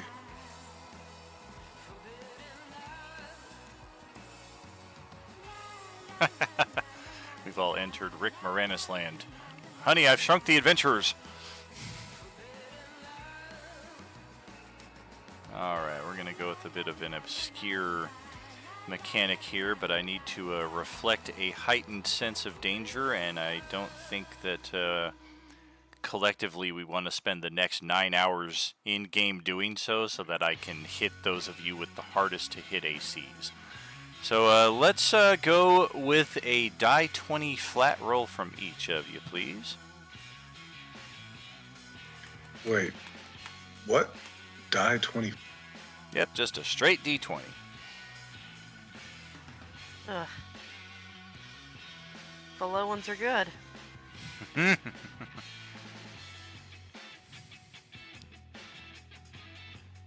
Garlic got a perfect 20. Wow. Yeah, 18, 19, not too bad either. Okay, so just bear with me here for a minute. Remember that HP is always a depleting and replenishing resource, so let's not fight this tooth and nail. J-Man, you will take 1 point of damage. That is the my toe. the heightened sense of terror that I mean to instill in your character. So I hope your character is quaking in his boots now after taking all that hit point. As for Mythwolf and Blaze, I think we will dial it up a little bit. Not too much though. Each of you will take 5 points of damage. This is subject to a reduction by your resistances. The big question in Skullcrusher's case is, in order to reduce this damage, you need to burn a second rage. Do you want to take 5 damage, or do you want to take 2 damage and lose a second rage? Grant, you're taking 2 damage in either case. Got it. I just took 5 damage. It's like whatever. Take But 5. Very good. so the better you roll, the worse your damage. That sucks. Well, the better you rolled, the less damage you're taking. Those who rolled very low, 2, 3, and 5, we're about to look at a different sequence of events here. Oh shit! Never mind. I withdraw my statement. So I got the 20 and I took 1 point of damage. Yeah, exactly. So those of you on the bottom side, we are looking at a total of 23 damage. That applies to Summer Girl, Celeste, and Silkus. Now, this represents, as our characters continue to make their way through these ruins, the apparent continued and heightened awareness of the orange undead around us. There are still more mutants that are calling these neighborhoods their homes, but after we move through that initial area, it seems that they've kind of conceded the ground to what is obviously a larger number of undead. Most of them are Class Ds, nothing we haven't dealt with before. We probably spend the greater part of the next 4 hours or so in-game really just fighting a series of small skirmishes. There's 3 of them, there's 8 of them, there's 20 of them, there's 1 of them, and over the course of that time, this is the damage that we're taking. Little bits of nicks and cuts there. Those of you who rolled particularly poor were either constantly surrounded by a number of these zombies in a poor position to where they were able to get the jump on you, planned things as perfectly as you could have, and just things didn't go well. Any number of things in that respect. After we proceed through this area, the saturation of the orange undead becomes so high, it is a level that we have not experienced before, to where we are encountering literal walls that are 10, 15 zombies deep that are, no, we definitely can't go down that road. I mean, even a well-placed fireball is going to damage half of them, maybe kill a few of them, and it looks like there are even more in the gloom behind that. And how much of our expendable resources do we want to consider, etc., and so on. It gets to the point where our direction, we're kind of being corralled by the sheer number of undead around us. Whether this is intentional, whether it's accidental, it's hard to tell. You can't imagine the undead are intelligent enough to direct you. But knowing that there is a power beyond them directing them, this does kind of bring in a sense of suspicion in that respect for you. And eventually we are driven off of the streets entirely into a building where, based on our observations, our continued group survival checks, we're thinking this building may provide a shortcut from a heavily confined and congested area of undead, hopefully to another section entirely. And this is what we're looking at in that respect. We will not have an opportunity to even action drink a potion during this time, unfortunately. We are just so pressed. And this is not lining up for... Oh, well, it's because I don't have your characters on the map yet. We could all just level up. That'll solve it. Oh, sure. That's okay. I think actually I'll hold off the reveal of this map until next time. But we are going to be in very, very tight quarters when we start off. We're going to be inside of a building, inside of a room where zombies are already very nearby us. We're going to have another confined and abbreviated scale here, which I don't know if I'm going to adjust our token sizes to account for that or not, because I feel like we're just going to really lose so much ability to move around if we do that. So it's kind of it's a double-edged sword here with that. So it's something I'll take the next 2 weeks to contemplate as I'm looking at these maps. There's only a handful that are of this theme, but it's something that we'll want to have a uniformity for. So let's get back to... No, that doesn't help. Our start screen. Our stream ending right here. And a pat on the back for each of you, and a welcome back for each of you. Happy 2025. Good to have you back, Tuesday Crew. It was awesome as always. Great to be back. Definitely excited to get back into it and start biting things. Well, our next map is going to have a healthy assembly of zombies, so maybe watch the bite attacks accordingly, unless you really want to start risking those infections. And I'm in no rush for any of this. I definitely have planned well in advance for all of our tables now at this point, but I thought we would at least get a little bit into the second map for this table this evening, and spoiler alert for next time, we do have a new class of zombie to reveal in that encounter. Is it the Class B? Is it a new variant of a zombie class we've already encountered? We'll find out exactly next Tuesday, but it's a particularly devious one that I'm very proud of to be its creator. So we'll see just what happens then. We are off tomorrow, friends, for the stream. Maybe we'll have a video game stream, maybe we won't. We are back Thursday with our final return to 2025. Still continuing just the normal week 9 schedule here, though. Thursday night we'll be back once again in the Cyberpunk Waterdeep setting as they infiltrate the Yakuza. We will see just what happens with that. 6 p.m. Pacific Thursday night. Thank you for tuning in this evening. Amazing viewer count, far exceeding anything that we've done here lately. So it's quite an honor to see that so many of you hung out with us tonight. Thank you for hanging out, and we will see you Thursday night. As always, there is no RU without you. Have a good night. Later, y'all had fun. Kimberly, I have a handful of Feel potions better. for supreme healing you could take to get those back. I have a bunch of them, but apparently we didn't have any time to take them. So